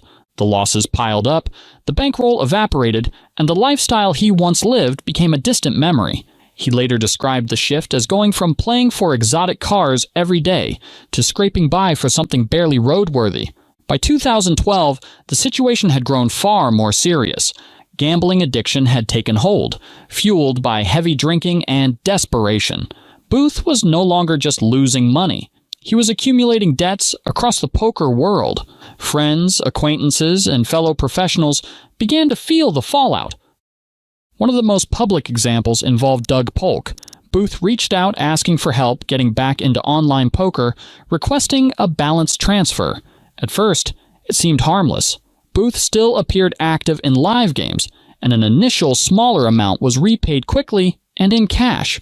That early success created a false sense of security. Then came the larger request. Booth asked for a significant loan, knowing full well he had no realistic way to repay it. When the two eventually met to discuss repayment, Booth admitted he was broke and deeply in debt. Instead of exploding, Polk tried to handle it calmly, proposing a plan based on communication and small payments. Booth made one payment shortly after. Then he disappeared. He changed his phone number, left the country, and stopped responding entirely. The poker community reacted swiftly and harshly. Online forums lit up, reputations were shredded, and Booth's name became synonymous with broken trust. Eventually, he resurfaced with a video apology, admitting he owed the money and openly condemning his own behavior. He promised a plan involving tournament backing and future winnings, but by then, faith was thin. A gentleman by the name of Doug had given me an online poker transfer on lock, and me not being able to pay it back. Despite everything, Booth couldn't fully walk away from poker. He returned to high-stakes live games in Las Vegas, chasing the version of himself that once thrived there. For a brief moment, it seemed like he might claw back some ground, but the comeback never materialized. He later admitted he had simply fallen back into the same destructive patterns. Eventually, the Las Vegas chapter ended. Booth moved first to Arizona, then California, trying to rebuild his life away from the spotlight. The adjustment was brutal. Dropping down in stakes was humbling in a way few elite players ever experience. Chips that once felt meaningless now carried real weight. Survival replaced dominance. Then, suddenly, Booth vanished again. This time, completely. After weeks without contact, a missing person report was filed. Friends, family, and the poker community were left guessing. Some hoped he had simply gone off-grid to clear his head. Others feared something far worse. A month passed with no answers, and the silence grew heavier. In September 2020, the waiting finally ended. Word came that Booth was alive. The confirmation was brief and vague, but it was enough. The truth later emerged. Booth had taken his roommate's truck, said he was going camping, and disappeared into the wilderness for weeks. No phone, no contact, just isolation. Those weeks weren't an escape for fun, they were a reckoning. Alone in the woods, Booth confronted the reality of his life and the damage he'd caused. He came to see his past behavior as rooted in something deeper than bad luck or poor decisions. It was a sickness, and it needed to be addressed. Years later, in 2025, Booth finally re-emerged publicly. In an open interview, he spoke candidly about his past, his debts, and his plan to make things right. He didn't dodge questions or shift blame. He acknowledged the harm and accepted responsibility. Quite tricky. I think I probably used my borrowing power in a way I shouldn't have. Now, Booth grinds low-stakes cash games in Oregon. Far removed from the glory days, the climb back is slow, and he knows it. Paying off old debts will take years, not months. But this time, he's focused on communication, transparency, and staying grounded. Just as poker legends like Booth, Duke, and Tekken Tamgak faced the highs and dark lows of the game, no story captured the sting of betrayal and divided opinion quite like Chris Ferguson's, where brilliance at the table collided with one of the most infamous scandals in poker history. I deeply regret not being able to prevent Black Friday from happening. After Black Friday, I worked relentlessly to ensure that all players got paid back. April 15th, 2011. Within hours, online poker in the United States was dead. Millions of dollars vanished. Accounts were frozen. Careers ended overnight. And at the center of it all was one name. Players trusted more than almost anyone else. Chris Ferguson. Not because he ran the games, not because he played the biggest hands, but because when the money disappeared, so did he. Christopher Philip Ferguson's story doesn't begin in a smoky back room or a dusty casino. It starts somewhere far more ordinary and far more dangerous for his future opponents. A quiet Los Angeles suburb. April 11th, 1963. A household where math wasn't just encouraged, it was the language of daily life. Both of his parents were mathematicians, and his father taught game theory and probability at UCLA. From the very beginning, Chris Ferguson was raised to think in systems, odds, and outcomes. That upbringing shaped everything. While other kids were flipping baseball cards, Ferguson was reading, studying, and learning how numbers bend reality. By age 10, He was already playing poker, but not in a casual, luck-based way. His father was teaching him the logic behind the cards, why bets work, when they fail, and how probability quietly controls the table. Poker wasn't a gamble to Ferguson. It was a puzzle waiting to be solved. In 1981, Ferguson enrolled at UCLA, majoring in computer science with a focus on artificial intelligence. This wasn't just academic curiosity, it was obsession. AI, decision-making, simulations, and prediction all fed directly into how his brain worked. Even years later, reporters would notice that mention AI, and he'd light up like a student discovering it for the first time. While grinding through coursework, Ferguson discovered online poker through old IRC chat rooms, long before sleek poker clients existed. The game followed him everywhere. He and his friends began making trips to Las Vegas, and somewhere along the way, the image was born. The long hair, the beard, the dark sunglasses. At first, the shades were practical. He wanted to look older. Soon, they became ritual. Eventually, they became legend. During this period, Ferguson wasn't limiting himself to Texas Hold'em. He was dissecting Omaha, 7-card stud, Raz. Anything with rules he could bend using math. Although he graduated in 1986, Ferguson never really left UCLA. He stayed for 13 years, eventually earning a PhD in computer science under Dr. Leonard Kleinrock, one of the architects of the internet itself. It was an extraordinary academic lineage for someone who would later redefine professional poker, but the deeper he went into theory, the more poker pulled him back. By the mid-1990s, Ferguson was grinding the tournament circuit around Los Angeles. At 33, an age loaded with symbolism, the so-called Jesus of Poker arrived at the World Series of Poker in 1995. His first appearance ended with a final table finish in a 7-card Raz event and a 5-figure payout. That was the moment. Poker was no longer a side passion. It was the path. What made Ferguson terrifying wasn't aggression or bravado. It was patience. He played a cerebral game, deliberately pushing opponents into unfamiliar territory. He wasn't trying to dominate the table. He was trying to confuse it. Every bet was calculated, every call filtered through pot odds, ranges, and psychological pressure. While others chased moments, Ferguson played the long game. For years, results came steadily. But in 2000, everything changed. That year, Ferguson captured his first WSOP bracelet in a 7-card stud event, securing his first 6-figure payday. It was a breakthrough, but merely the opening act. Weeks later, he entered the $10,000 WSOP main event. When the final card fell, Ferguson stood alone, defeating TJ Cloutier heads up to claim poker's most prestigious title and $1.5 million. It made him famous overnight, even though poker itself hadn't yet exploded into the mainstream. The moneymaker boom was still years away. Ferguson didn't fade into the background, though. He kept winning. By 2001, he added another bracelet. In 2003, he grabbed 2 more, both in non-Hold'em formats, proving his mastery ran deep across the game. Around this time, he fully embraced the persona. The black suit, the cowboy hat, the beard. Jesus had arrived, and poker fans loved it. Then came the next evolution. Ferguson wanted to merge his technical brain with his poker life.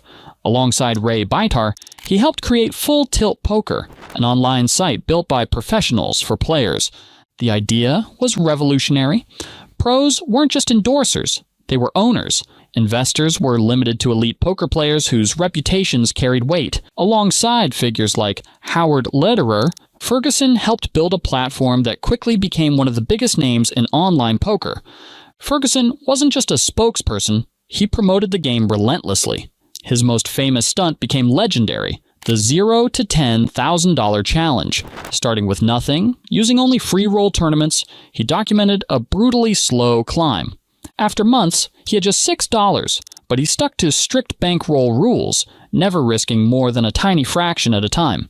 9 months later, he crossed $100. Eventually, he hit $10,000 and then $20,000 without ever abandoning discipline. That challenge inspired thousands. It taught patience, control, structure. It proved poker could be beaten not by luck, but by restraint. Then, in 2011, the story collapsed. The unthinkable happened. April 15th, 2011. What started as a normal Friday morning quickly turned into chaos. News broke that the U.S. government had dropped a massive indictment against the biggest online poker sites in the world. Within hours, the day would be known forever as Black Friday. The charges went far beyond online gambling. Federal prosecutors accused the sites of bank fraud, money laundering, and running illegal operations. To prove they weren't bluffing, authorities froze 75 bank accounts and seized major domain names. PokerStars, the industry giant, immediately shut down access for all U.S. players. Almost instantly, panic spread across the internet. Poker forums lit up. Twitter exploded. Players rushed to their accounts, desperately trying to withdraw money that, in many cases, was suddenly unreachable. As the hours passed, the situation only worsened. Customer support went silent. Withdrawal requests failed. Then came another blow. Wynn Resorts cut ties with PokerStars, and Station Casinos severed its relationship with Full Tilt Poker. The industry was collapsing in real time. Full Tilt finally released a statement announcing it would suspend real money play in the United States while continuing operations elsewhere. CEO Ray Bitar expressed shock at the charges and claimed confidence in being cleared. But there was one glaring omission: no explanation, no reassurance, no timeline for when American players would get their money back. That silence did more damage than any press release could fix. Later that year, the story turned even darker. The Department of Justice amended its complaint and directly named Full Tilt's leadership, including Ray Bitar, Howard Lederer, Chris Jesus Ferguson, and Ray First. The accusation was devastating. Full Tilt wasn't just mismanaged, it was allegedly operating like a global Ponzi scheme. The numbers were shocking. Full Tilt owed players around the world roughly $390 million, including $150 million to Americans, but the company reportedly had only about $60 million available. According to the DOJ, player funds had been used to cover expenses, payouts, and personal withdrawals. In September 2011, prosecutors accused executives of funneling $444 million of customer money into their own pockets. Chris Ferguson instantly became one of the most hated figures in poker. Even though he didn't manage day-to-day operations, many players believed he had to bear responsibility. While bankrolls were frozen and careers were destroyed, Ferguson said nothing. That silence stuck. In 2013, the legal case against Ferguson was dismissed, but it wasn't a clean exit. He agreed to transfer funds to the U.S. Marshal Service, forfeit $2.35 million, surrender any future dividends, and accept a ban from working with unlicensed online gaming sites in the U.S. He admitted no wrongdoing, maintaining he was unaware of what was happening until it was too late. Legally, that was enough. Emotionally, it wasn't. To the poker community, his reputation was in ruins. True to form, Ferguson didn't argue, explain, or defend himself publicly. He simply disappeared. His last recorded live tournament was in December 2010. For years, no one saw him. No interviews, no appearances, no statements. Speculation ran wild. Some thought he was playing privately. Others believed he'd left poker entirely and moved into tech or finance. No one really knew. Then, in 2016, without warning, Chris Ferguson walked into the Rio to play the World Series of Poker. The reaction was explosive. Many players openly demanded he be banned. Even though players had been repaid by then, the wounds were still raw. Ferguson registered anyway, busted early, and refused to comment when asked about apologies. He played several events and left. Message received. He was back. Most assumed that would be the end of it. They were wrong. In 2017, Ferguson returned again, and this time, he wasn't just showing up. He went on a remarkable run, cashing 17 times at the WSOP, reaching 2 final tables, and finishing second in the $10,000 7-card stud championship. His summer didn't stop there. At the World Series of Poker Europe, he cashed 6 more times and won a bracelet in the €1,650 PLO high-low event. When the dust settled, Ferguson was crowned WSOP Player of the Year. For many, it felt like salt in an open wound. A former Full Tilt co-owner, standing at the center of one of poker's darkest scandals, was being honored again. The backlash was immediate. Some players couldn't stand to see him at the table, let alone holding trophies. Others argued the title was earned fairly and should stand. The controversy spilled over when Phil Hellmuth publicly congratulated Ferguson, praising his forgiveness and supporting his innocence. The response was brutal. Social media erupted, roasting both men. While a small group defended Ferguson's poker achievements, the majority remained angry, not just about the money, but about the silence. In 2018, Ferguson released a short video apology. He expressed regret for not preventing Black Friday and said he worked to ensure players were repaid. But he admitted no fault. To many, it felt too little, too late. The reaction was harsh, and Ferguson quickly removed the video. Since then, he has remained largely quiet. During the 2020 online WSOP, he was active again, cashing 21 times across multiple platforms. There were no massive wins, but the volume showed something important. He was still grinding. Today, Chris Ferguson exists in a strange place. He's still a brilliant poker player, still disciplined, still dangerous at the table, but he's also one of the most polarizing figures the game has ever seen. Some will never forgive him. Others believe the story isn't as simple as it seems. What's clear is this: Ferguson isn't done. He may never regain the trust of the poker world, and he'll likely never be the face of a major brand again. But he's still playing, still calculating, still quietly stacking chips. And whether the poker world likes it or not, Jesus is still at the table. While Ferguson's return ignited debate over accountability and ethics, the poker world quickly shifted its gaze to another legend whose mere presence could spark controversy: Phil Hellmuth, the poker brat, proving that in this game, drama is as much a part of the table as the cards themselves. He said he was out, tired of the grind, skipping the WSOP main event for the first time in nearly 40 years. But let's be real, Phil Hellmuth doesn't just walk away quietly.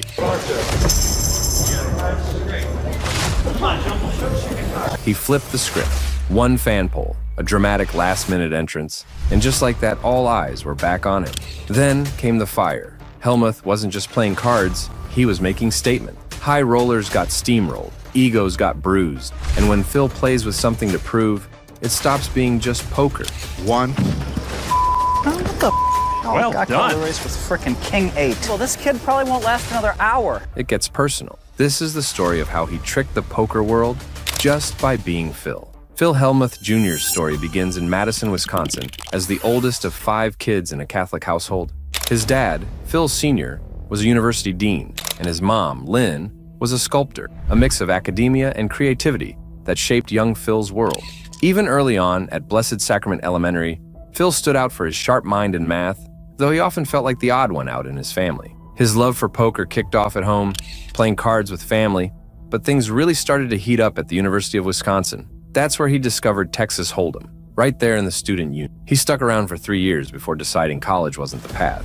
But for Phil, it wasn't just about the money, it was a quiet rebellion, a break from the academic path his family expected. Vegas wasn't just a place to play cards, it was freedom. He was already making solid money playing locally, so he took the leap and went all in on poker. By his early 20s, Phil packed up and headed to Vegas for good. Like many before him, he struggled and went broke multiple times. But unlike most, he cracked the code. In 1987, he entered his first WSOP event. It didn't pay off financially, but it sparked a fire. This is the first year of my career that all the great players called me great or the greatest. The very next year, Johnny Chan was on fire, right in the middle of his epic back-to-back WSOP main event win. In fact, he even knocked out a young Phil Hellmuth in 1988. But 1989? That's when everything flipped. In a high-stakes final, 24-year-old Phil went head-to-head with Chan. Phil had pocket nines, Chan had ace-7. Then came the flop, King 10 King. And just like that, Phil sealed the deal. With that win, Phil became the youngest WSOP main event champion in history at the time, ending Chan's streak and launching his own legend. That victory wasn't just personal, it marked a shift in poker itself. The game was moving from smoky backrooms to televised events and public arenas, and Hellmuth was suddenly its bold new face. His win opened doors and catapulted him into the spotlight, where he quickly became known for more than just his skill. His fiery table antics, blunt remarks, and over-the-top reactions earned him the nickname the Poker Brat, a title he wore like a badge of honor. As televised poker boomed in the early 2000s, Phil became a staple of it. He was unpredictable, magnetic, and always entertaining. Long before viral clips and TikTok meltdowns, oh, you want to do the da-da-da-da-da? Yeah. Da-da-da-da-da, that's 4 10s, da-da-da, that's 2 jacks. Helmuth has 38 outs. That's sick. Helmuth's rants were poker's original highlight reel. But there was more to him than theatrics. While other pros leaned into solvers and game theory, Phil built his game around intuition, what he calls white magic. He's a master at reading players, adjusting to table dynamics, and making big folds or calls at just the right moment. Critics scoffed at his unorthodox style, but tournament results told a different story. Helmuth followed up his 1989 main event win with his second bracelet in 1992, then exploded with 3 more in 1993, an achievement matched by only a few in poker history. By 2003, the year Chris Moneymaker sparked the poker boom, Helmuth already had 9 bracelets, just one behind legends Johnny Chan and Doyle Brunson. In 2006, he reached double digit. A year later, he made history again, securing bracelet number 11 and earning a place in the Poker Hall of Fame. But his winning didn't stop there. In 2012, he won his first non-Hold'em bracelet, the record-setting 12th World Series of Poker gold bracelet, in 7-card Raz.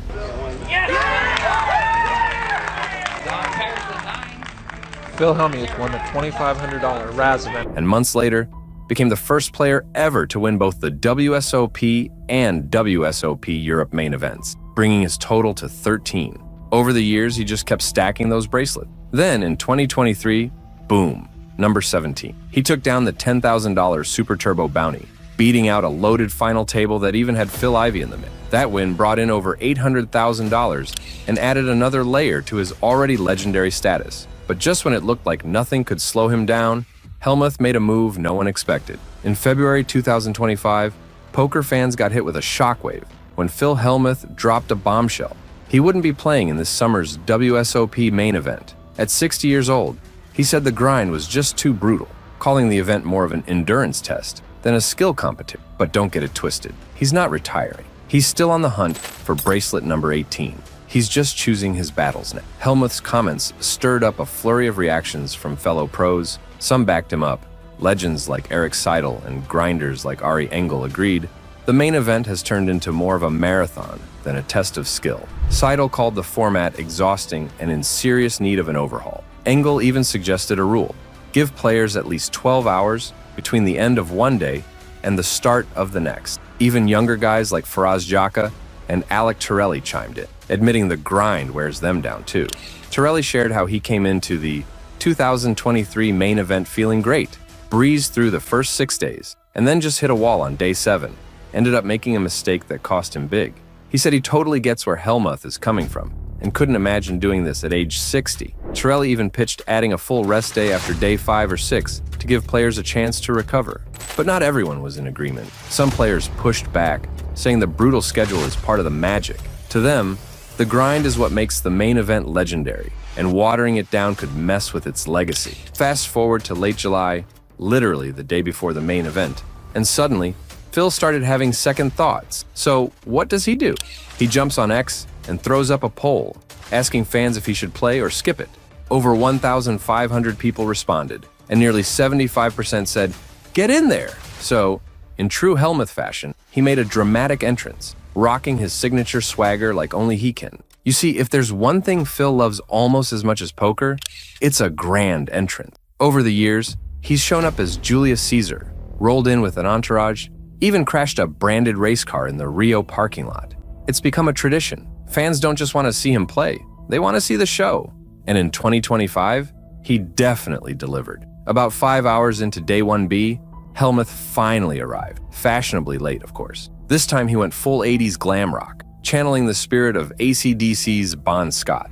He marched through the hallways of the Horseshoe, flanked by models, his son, and Dan Jungleman Cates on guitar, all while blasting Highway to Hell. It was more rock concert than poker tournament, turning heads and stirring up plenty of opinions, both good and bad. Many in the poker world weren't exactly thrilled. David ODB Baker went off on X, calling the entrance cringeworthy and saying, Helmuth somehow finds a way to make it worse every year. Plenty of fans chimed in too. Some said it was embarrassing, others called it narcissistic, and a few just thought it was flat out dumb.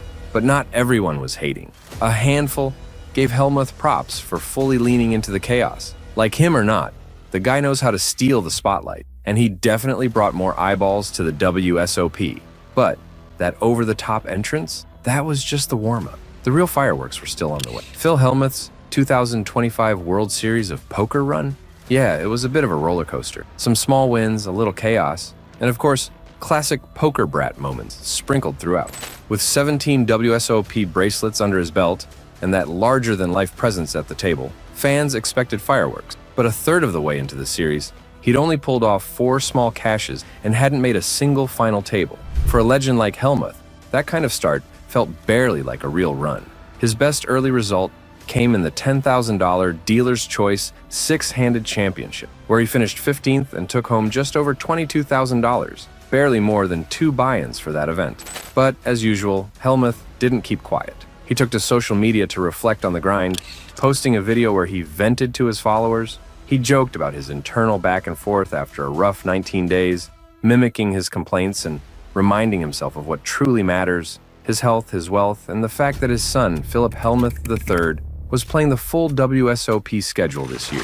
Young Hellmuth even made a small splash of his own, cashing for over $7,000 in the 800 no-limit Hold'em deep stack. That gave Phil a little boost of pride amid a slow series, and he ended his rant with some much-needed tough love for himself. Shut up, play great poker, and enjoy the ride. Things finally started looking up for Phil in event number 47, the $2,500 mixed Omaha high-low/stud high-low. He was one of 575 players, all gunning for the $244,674 top prize, and of course, that shiny gold bracelet. A win here would have been huge, not just for the money, but because it would have marked bracelet number 18, putting even more distance between him and legends, like Phil Ivey and Johnny Chan, who are still sitting at 10 each. On day 3 of the mixed event, Hellmuth entered 13th in chips out of the 27 remaining players, but quickly found his rhythm. He steadily climbed the leaderboard and battled Jason Daly for the chip lead. It was a tight and intense race as the two exchanged pots deep into the night. After an exhausting 11-hour session, the final table was down to just one man, and it wasn't Hellmuth. Jason Daly went on a tear, eliminating the final 4 players, including Hellmuth, who finished in 3rd place and earned $112,360. Daly's dominant performance earned him his 2nd bracelet and the big payday, while Hellmuth's quest for number 18 would have to wait. Hellmuth's fire never dimmed, though, and neither did his signature outburst. In the $5,000 no-limit Hold'em event later in the series, his emotions boiled over again. During the final hours of day 1, Hellmuth and another player, Nik Palma, got into a heated verbal exchange. Palma had just won a key hand and started jawing at Hellmuth, accusing him of calling players idiots and crossing the line. Hellmuth, headphones in, was having none of it and barked back in true poker brat style. Tournament officials stepped in to cool things down and gave both players official warnings. They even threatened 1-round penalties if the trash talk continued. Palma didn't back off, and later took to social media to throw more jabs, posting a picture of Hellmuth looking frustrated at the table, with the caption, "Philly is steamed." Meanwhile, Hellmuth busted shortly after that confrontation, his royal flush draw falling short against Julian Sitbun. That could very well have been his last hand of the 2025 World Series of Poker.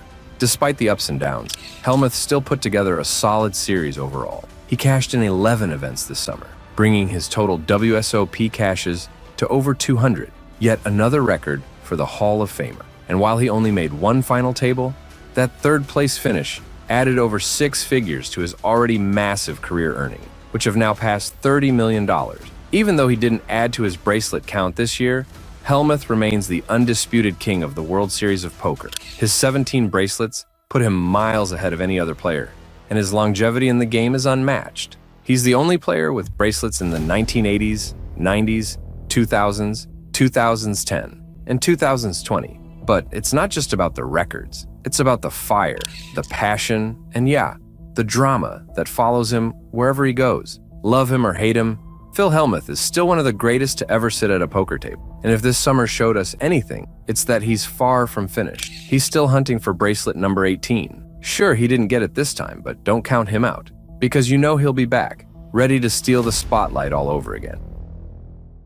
But while Hellmuth's antics stirred debate at the table, some controversies in poker cut far deeper, none more infamous than Howard Lederer and the collapse of Full Tilt, where trust was shattered and the stakes were measured not in chips, but in millions of dollars. Howard Lederer turns up 2 pair and wins this pot. He has become a 2-time World Poker Tour champion. He was once celebrated as poker's calmest thinker, a champion who helped shape modern strategy. But after the fall of Full Tilt Poker, Howard Lederer became something else entirely, a symbol of betrayal.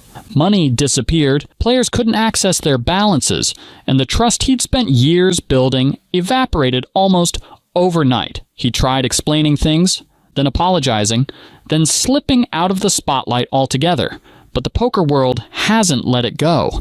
Mr. Lederer, sir, can you give a quick word for the American Full Tilt players? Well, I can't make any comments. Even now, a lot of people feel his mistakes were too big, too reckless, and too personal to forgive. So what exactly did Howard Lederer do? And why is poker still holding the grudge? Howard Lederer's story begins in Concord, New Hampshire, where he and his sister Annie Duke, yes, that Annie Duke, were raised in a competitive household thanks to their father, Richard Lederer. That competitive fire lit something in both siblings early on, especially when it came to games and strategy. Howard originally planned to attend Columbia College, but he decided to take a year off to chase a dream of becoming a professional chess player, and that year off is where everything changed. During this break, Howard discovered the legendary Mayfair Club in New York City, a place that produced some of the biggest names in modern poker, including Dan Harrington and Eric Seidel. This wasn't just a card room, it was basically the Hogwarts of poker. Every night, Howard and the other players would grind late into the evening, then head to a bar afterward to dissect hands, argue strategy, and level up their game. This routine shaped him into one of the sharpest minds in the room. By the late 1980s, Howard was climbing fast. He moved into higher stakes games and made a statement in 1987 by finishing 5th in the World Series of Poker main event. That moment convinced him to take poker seriously and push all his chips into becoming a full-time pro. He moved to Las Vegas, where he earned the nickname The Professor, thanks to his calm, analytical, mathematically driven style. A style built from years of chess, backgammon, and pure strategic obsession. Ironically, for someone called The Professor, he never actually went back to college. Throughout the 1990s, Howard became a force at the WSOP. In 1993 and 1994, he racked up multiple deep runs across different poker variations, from Omaha to 7-card stud to Deuce 7 draw, proving he wasn't just a one-game wonder. His breakthrough win came in 1994 with a $2,500 no-limit Deuce 7 draw victory in Las Vegas. The momentum continued into 1995, where he pulled in over $200,000 at the Hall of Fame Poker Classic. His long-awaited WSOP bracelets finally arrived in the early 2000s. In 2000, he took down the $5,100 Omaha High-Low event for nearly $200,000. Then in 2001, he won his second bracelet in the $5,150 no-limit Deuce 7 draw event. By this time, he had already secured his financial future through high-stakes cash games, but the spotlight began to shine even brighter.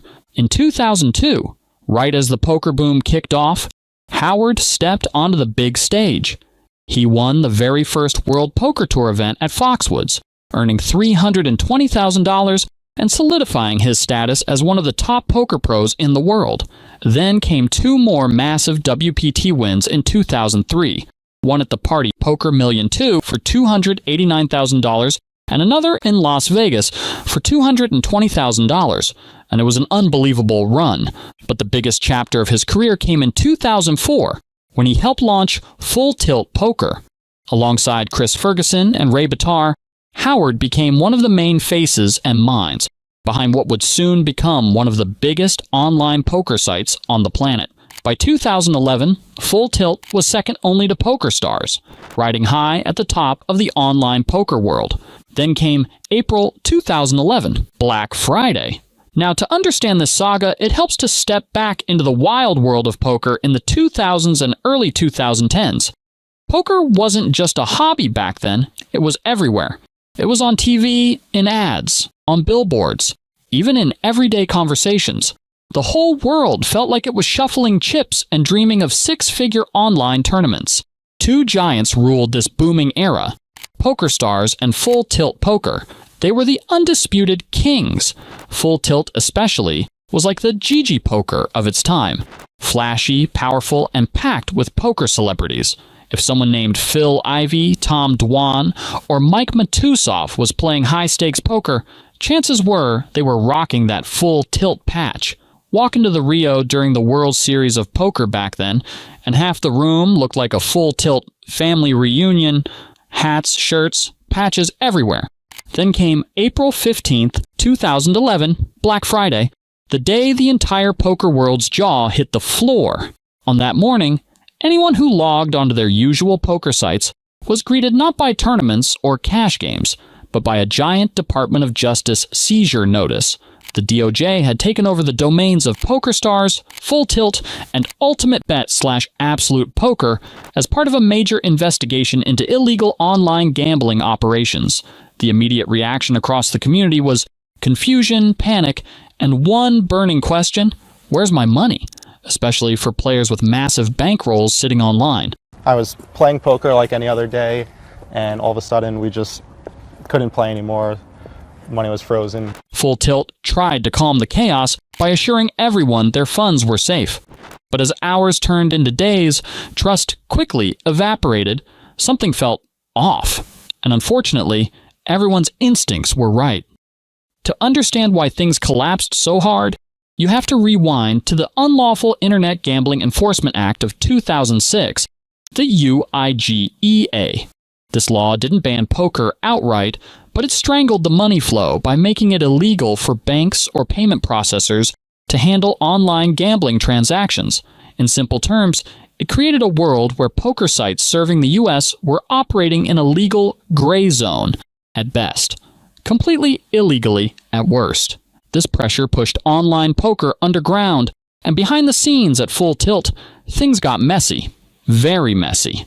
As the DOJ dug deeper, investigators discovered something far more disturbing than just unregulated gambling.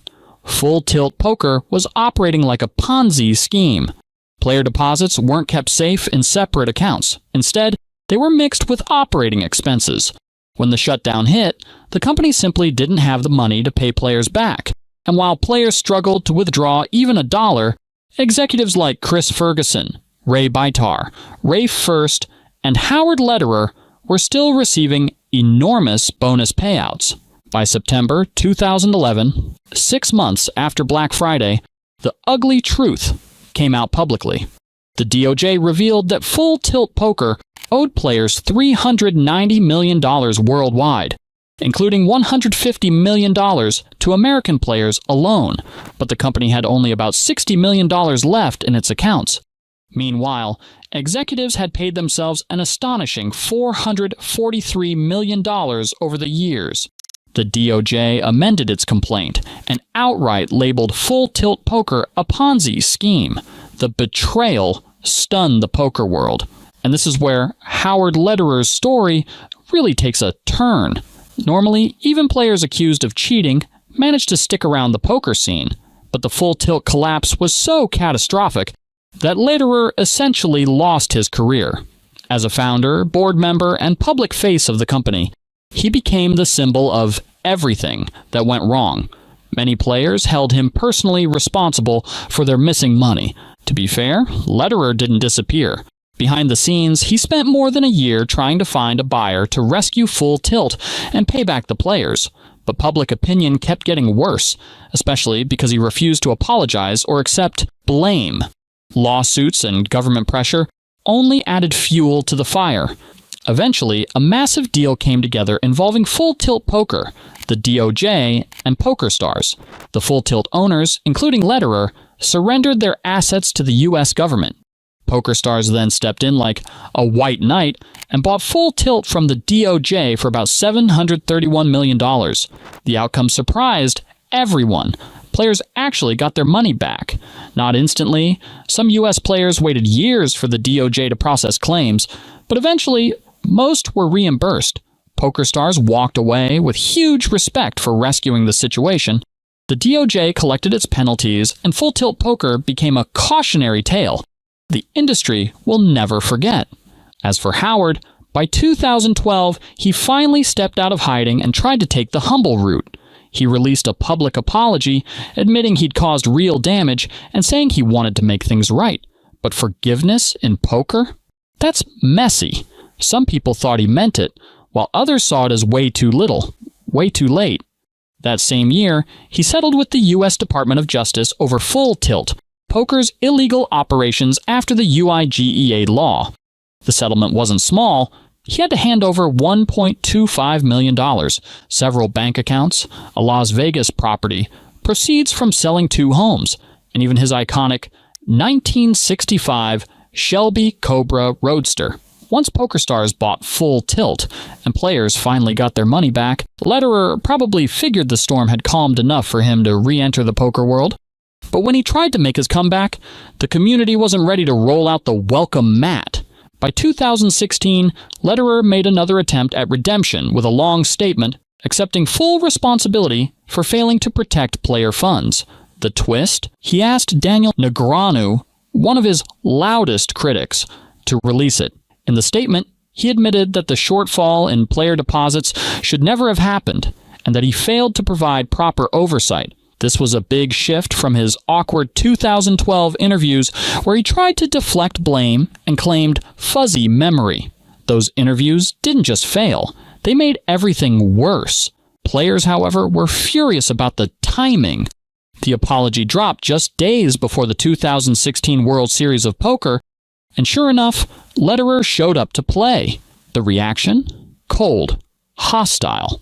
Players were still carrying the weight of years spent waiting on their trapped Full Tilt balances. Poker stars had saved the day, not Lederer. The backlash hit him far harder than it hit Chris Ferguson. Lederer's attempt at returning to tournaments fizzled out almost immediately, and he's essentially disappeared from the poker scene ever since. Ferguson, meanwhile, quietly bowed out of professional poker and kept his head down. Other former Full Tilt figures moved on to new ventures, but Lederer chose a life completely off the grid. And that leads to the big unanswered question, can Howard Lederer ever truly be forgiven? Many in the poker community don't think so. When everything collapsed, it wasn't the executives who suffered, it was the players. And when they demanded answers, Lederer offered excuses and selective memory. That response cemented his role as the face of what happens when integrity fails. Like it or not, he has become the symbol of a new era in poker, a reminder that when the people at the top lose sight of responsibility, the entire community feels the blow, and the consequences last far longer than any apology. And while Lederer thrived on background scandals, the next generation of poker chaos would take things even further. Enter Nik Airball, whose fearless aggression and unpredictable antics would make him both the star and the lightning rod of Hustler Casino Live. Life is good! Oh, here we go. Whoa. Give me all the chips. You have to give him your chips. That's an absolute rule. You have to give him the chips. I can't wait to Wow. His chips. My chips, motherfucker! Wow. Oh, boy. In the world of high-stakes poker, few names spark as much chaos and controversy as Nik Airball. Loved by some, despised by others, he's the loudest, boldest, and most unpredictable player ever to sit at Hustler Casino. But in 2024, everything flipped. Out of nowhere, Hustler Casino Live banned him. No warning, no clear reason. Behind the scenes, whispers of money, power, and control began to swirl. Why would one of poker's most successful live shows try to silence its biggest star? The high-stakes poker scene has always been intense, but in recent years, it's completely blown up, thanks to live stream poker shows like Live at the Bike and Hustler Casino Live. Among all the personalities lighting up those tables, one name has stirred more conversation, drama, and debate than almost anyone else: Nikhil Arcot, better known as Nik Airball. In just a short time, he's gone from being a total unknown to one of the most polarizing figures in modern poker. A few years back, hardly anyone had heard of Nik Airball. He was just another finance guy with a degree in business and finance from NYU Shanghai, working in investment banking at KAL Capital. Word around the scene is that he made millions selling defense contracts before poker came calling. Eventually, his passion for the game caused friction with his employers, and they gave him a choice: stick with finance or go all in on poker. He chose the cards, but what's truly wild is how fast things moved from there. Before 2022, Nik barely had a presence in the poker world. His Hendon mob page still looks like a ghost town. Then came his breakout moment. February 1st, 2022, his first appearance on Hustler Casino Live. That's when everything changed. He came in loud, confident, and ready to stir the pot. With his aggressive play style and non-stop table talk, Nik immediately became a must-watch. Fans either loved his fearless approach or couldn't stand his antics, but everyone had an opinion. His VPIP stats, basically how many hands he plays, often sit between 32% and 46%, which is sky high. He's constantly in the mix, firing off triple-barrel bluffs that most players wouldn't dare attempt. Now, whether or not his poker is technically perfect is up for debate, but in those deep-stacked, high-stakes games filled with wealthy gamblers, his unpredictable style has worked surprisingly well. Still, as his profile grew, so did the questions about his money. Fans started asking, where exactly did this guy's bankroll come from? Rumors flew that he made $20 to $30 million in investment banking, but when pressed, Nik never confirmed it. Some even believe he's got way more tucked away. And then there's the mystery of his early poker life. During a chat with Doug Polk, Nik casually mentioned losing $20,000 in a college game, years before his finance career even began. That left everyone scratching their heads. Where did a college kid get that kind of money to burn? Despite the speculation, by early 2023, Nik Airball wasn't just another loudmouth on Hustler Casino Live. He was smack in the middle of one of poker's biggest dramas. It all started when Garrett Adelstein, one of the most respected and successful players in live-streamed poker, publicly called him out, still shaken by the infamous Jack-4 hand against Robbie Jade Liu. She calls? Does she have Jack-4? What? Garrett hinted that Nik might have been tied to some kind of cheating ring.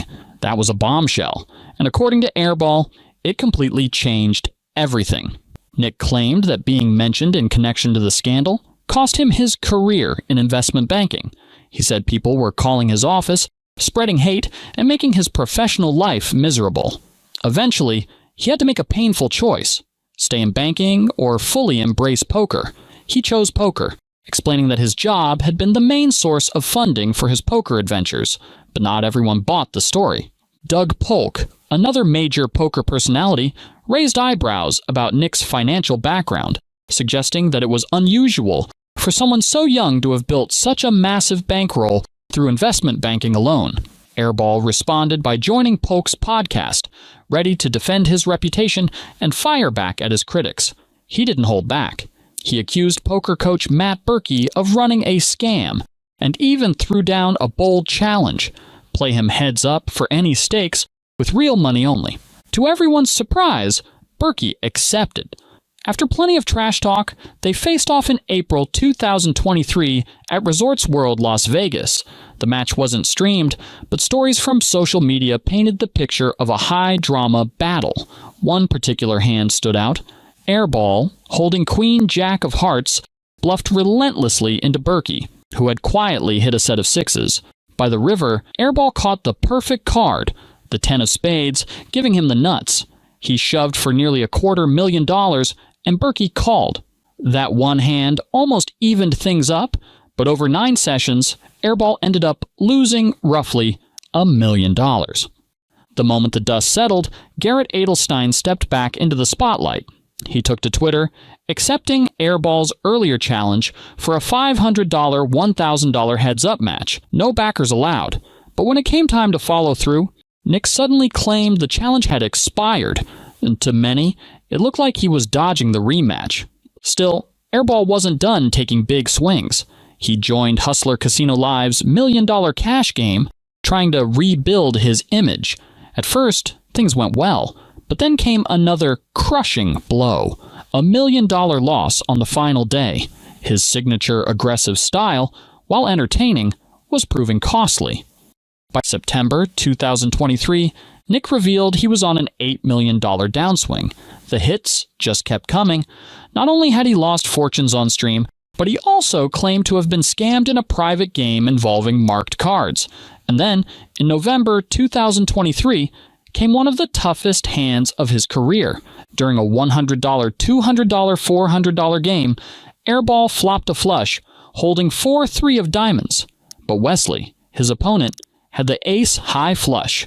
Wesley masterfully trapped him, betting big on every street until the river, when Airball couldn't resist calling a massive $200,000 bet. The pot went to Wesley, and Airball's night and bankroll took yet another brutal hit. By the end of 2023, Nik had become one of the most talked about names in poker. Some loved his fearless style, others called him reckless, but everyone had an opinion. Then, in March 2024, things took another wild turn. Out of nowhere, Nik was banned from Hustler Casino Live. The crazy part? No one really knew why. The show never gave a clear explanation, and that silence sent the entire poker world into a frenzy of speculation. Rumors flew fast. Some said it was a 1-year suspension for breaking casino rules, though everyone agreed it wasn't about cheating. Nik himself shed some light during an appearance on the Lodge stream. He explained that the issue came down to loaning chips. According to him, they told us if you loan chips, you have to report who you loaned to, which we did, but they didn't like how much we loaned. Eventually, Hustler Casino Live co-owners Nik Vertucci and Ryan Feldman stepped in to help smooth things over, but the message from the casino was crystal clear. Loan chips again, and you're banned for life. It was a strange situation. After all, Airball was one of the biggest draws on the show, a player who brought both chaos and charisma to every table. His absence left a noticeable gap in the energy. He popped up on a few other poker streams, but none of them quite captured the same magic. He wasn't studying charts or theory in between sessions either. He's always been more of a gut feel kind of player, relying on instinct and table presence rather than textbook poker. Then came a twist worthy of a Hollywood script. Hustler Casino Live changed ownership. The parent company of GG Poker took over, and suddenly, the ban was lifted. Airball was invited back. His return was hyped with a massive announcement video, narrated by the legendary Lon McEachern, declaring that the King of LA was back in action. On March 28th, 2025, Nik made his grand return to the show, and he didn't just show up, he showed out. By the end of the night, he walked away $300,000 richer after taking down a huge pot against Alan Keating. A few weeks later, during the $1 million game in May 2025, Airball and Keating clashed again in one of the biggest pots Hustler Casino Live has ever seen. Airball opened with 6-5 of diamonds, while Keating defended with 8-4. The flop, 8-4-3 with 2 diamonds, gave Keating top 2 pair and Airball a straight flush draw. The fireworks started immediately. Keating led out big, Airball called, and on the turn, when the board paired, Airball raised a $60,000 bet up to $230,000. Keating called, and the pot exploded to over $500,000. The river bricked for Airball, but he went for it anyway, shoving $525,000 into the pot. Keating tanked for minutes before making an incredible hero call with 2 pair, scooping one of the largest pots in HCL history. And just when it seemed things couldn't get crazier, October 2025 rolled around. Airball pulled off a slow roll against Martin Cabral, one of poker's most polarizing talkers, for a $400,000 pot, sending the poker community into a frenzy. Despite the ups and downs, 2025 has been Airball's best year by far. His Hustler Casino Live profits alone top $1.6 million, with total live stream winnings around $3.6 million. Love him or hate him, Nik Airball's fearless aggression, sky-high VIPP, and constant table talk make him the ultimate poker showman. Win or lose, he's the kind of player who turns every hand into entertainment gold, and that's exactly why fans keep watching. But while Airball thrived on chaos in Los Angeles, across the globe, another poker villain was stirring a storm of a very different kind. Martin Cabral, whose calculated gamesmanship and alleged scandals would push the poker world to the edge. Martin Cabral was never poker's hero. He was its villain, and he absolutely thrived on it. But even villains can push things too far. Cheating allegations are rocking the poker world. Did this player, Martin Cabral, mark cards during an event, or was it all just a ruse? In 2023, during one of the biggest tournaments in the world, Cabral's name became tangled in scandal. What began as his usual mind games quickly spiraled into accusations of cheating, open hostility from other pros, and a wave of public outrage like poker had never seen before. Overnight, the man who built his image on chaos became its biggest casualty. This was the match that shattered Martin Cabral's reputation. He drives people nuts, and that's his whole thing. And he also wants to create the illusion that he's cheating. Martin Cabral's story begins in the small, picturesque Czech town of Litomyšl, where his fascination with numbers and logic took root early on. His love for precision led him through Alois Jurasik High School and eventually to Charles University in Prague, where he immersed himself in mathematics. That rigorous academic background didn't just shape his intellect, it became the secret weapon behind his cold, analytical approach to poker. Every hand, every move, every stare down, there's a mathematician's brain calculating probabilities behind it. But when he steps into a poker room, Cabral transforms completely. He's not just another player, he's the main event. Love him or loathe him, everyone notices when he's at the table. His constant chatter, endless tank decisions, and ability to get under his opponent's skin have made him one of the most polarizing figures in poker. For some, he's a genius of psychological warfare. For others, he's simply unbearable. Either way, you can't look away. When Cabral plays, the table isn't quiet, it's a stage. And sure, that non-stop talking has gotten him plenty of heat from players and tournament officials alike. Critics say he ruins the vibe and pushes the boundaries of good sportsmanship. But beneath the chaos lies a master tactician who knows exactly what he's doing, rattling his rivals, keeping them guessing, and turning every game into a performance. Even those who claim to hate his antics still tune in, because whether you're rooting for him or praying he busts, Martin Cabral is entertainment gold. His poker journey started officially in 2009 with his first recorded cash, but it didn't take long for him to make a name.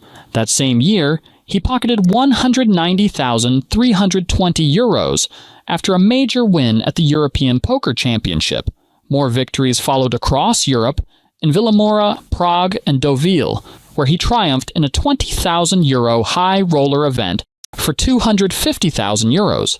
By 2016, Cabral had added a WSOP circuit ring to his growing list of accolades, followed quickly by another in 2017, and then his first WSOP bracelet at the WSOP Europe's 1,100 euro Super Turbo Bounty. That first bracelet match was pure drama, complete with bold predictions and a 50-hand roller coaster heads-up battle before he finally claimed victory. But it was 2018 that truly cemented his legacy.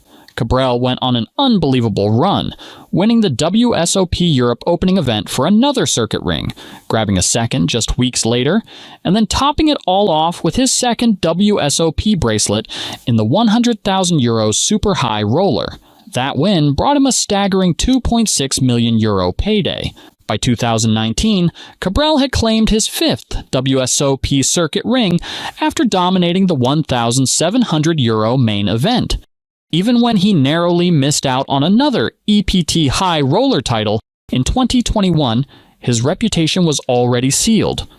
But just when it looked like he'd conquered the poker world, the storm began to roll in. In June 2023, the World Series of Poker hosted one of its biggest events, the $250,000 Super High Roller. Among the elite lineup of pros, Martin Cabral stood out, finishing an impressive third and pocketing over $2.2 million. But that's not what made headlines. Instead, the poker world exploded over accusations that Cabral had been cheating by marking cards, a scandal that sent shockwaves through the community. It all began when fellow pro Andrew Roble accused Cabral of marking cards during the tournament. The claim was quickly backed by other players, sparking a full-blown storm online. Cabral immediately denied everything and fired back on Twitter, threatening legal action against Roble for defamation. Still, the controversy didn't cool down. Tensions were already visible at the tables. After being eliminated in 6th place, Dan Smith famously refused to shake Cabral's hand, and, before walking away, fired a parting shot. "Your antics are the worst of anyone I've ever played with." Moments later, he added a final jab saying, "Good luck, most of you. I hope you get barred." Good luck, most of you. I hope you get barred. The clip went viral instantly, and the internet went into detective mode. Within hours, poker fans began posting time-stamped videos and screenshots, claiming they had spotted moments where Cabral appeared to be marking cards. One of those clips spread like wildfire across Twitter, intensifying the already heated debate. But the allegations didn't stop there. Players accused him of standing up from his seat to sneak glances at others' chip stacks, something explicitly against tournament rules, and drilling his gaze into opponents' face-down cards. Soon, more professionals jumped into the fray. Poker player Haley Hanna didn't hold back, tweeting that Cabral should be banned, insisting that he had a long history of marking cards and making the game miserable for others with his loud, disruptive behavior. Chance Kornuth echoed the same sentiment, demanding that Cabral be banned from the WSOP entirely, calling his conduct incessant angle shooting. And Roble doubled down, claiming he'd personally seen Cabral mark cards in every tournament they'd played together. For context, marking cards is a serious form of cheating. It involves subtly altering or scratching the cards so a player can identify them later. If true, it's one of poker's biggest sins. But Cabral wasn't about to sit back. He responded with a flurry of tweets, saying he was shocked by the accusations and announcing plans to sue several players, including Roble, Kornuth, and even Justin Bonomo, for defamation. Interestingly, not everyone joined the mob. Pro player Dan Colpoys actually defended Cabral, saying his tweets were reasonable and that the WSOP should just review the footage and decks to clear things up. And when they did, the verdict was simple: no evidence of cheating. After all that chaos, drama, and online outrage, Martin Cabral somehow turned the whole thing into poker gold. It all began with his incredible comeback at the 2024 WSOP Europe. Playing right at his home base, King's Resort in Rozvadov, Cabral went on to win his third career WSOP bracelet in the €50,000 NLH Diamond High Roller, the biggest buy-in event of the series. It was a fairy tale moment, winning on home soil, breaking a 6-year bracelet drought, and doing it against a field packed with elite players. His final heads-up battle with Sirzat Hissou was a tense 2-hour standoff that ended in dramatic fashion when Cabral's pocket fives hit a full house to seal the victory and €529,000. Just like that, he became Czechia's most decorated poker player. But he wasn't done yet. Fast forward to 2025, and Cabral made headlines again, this time across the Atlantic. At the WSOP in Las Vegas, he captured his 4th bracelet in the $1,000 mini-main event, outlasting a jaw-dropping 10,794 entries to win $843,140. The crowd was electric, the rail was packed, and Cabral was in his element, talking, laughing, and frustrating opponents in equal measure. Of course, no Cabral win comes without drama. Throughout the final stages, he irritated players by taking forever to make decisions, a poker tactic known as tanking. Clocks were being called on him nearly every hand. But while fans and players grumbled, veteran pros like Aaron Mermelstein saw it differently. They believed Cabral's behavior was calculated, part of a bigger psychological strategy to tilt his opponents and control the rhythm of play. Whether it was gamesmanship or genuine habit, one thing was certain: he was winning, and winning big. Then came the encore. In September 2025, back at King's Resort, Cabral captured his 5th WSOP bracelet, this time in the €10,000 pot limit Omaha Mystery Bounty. It was his 2nd bracelet of the year and his record-breaking 4th WSOP Europe title, a feat no other player had achieved. With 8 six-figure scores that year alone, he soared into the top 5 of the WSOP Player of the Year race, just behind Sean Deeb. Throughout the year, he clashed, sometimes playfully, sometimes heatedly, with poker icons like Daniel Negreanu and Nick Schulman, keeping fans glued to the live streams. Because let's face it, while most poker players are quiet and robotic, Cabral brings the chaos, the color, and the entertainment. He's the perfect villain in a game that desperately needs characters. Martin Cabral isn't just winning titles, he's redefining what it means to be a poker superstar. In a world full of calm, calculated pros, he's the spark that keeps the spotlight burning.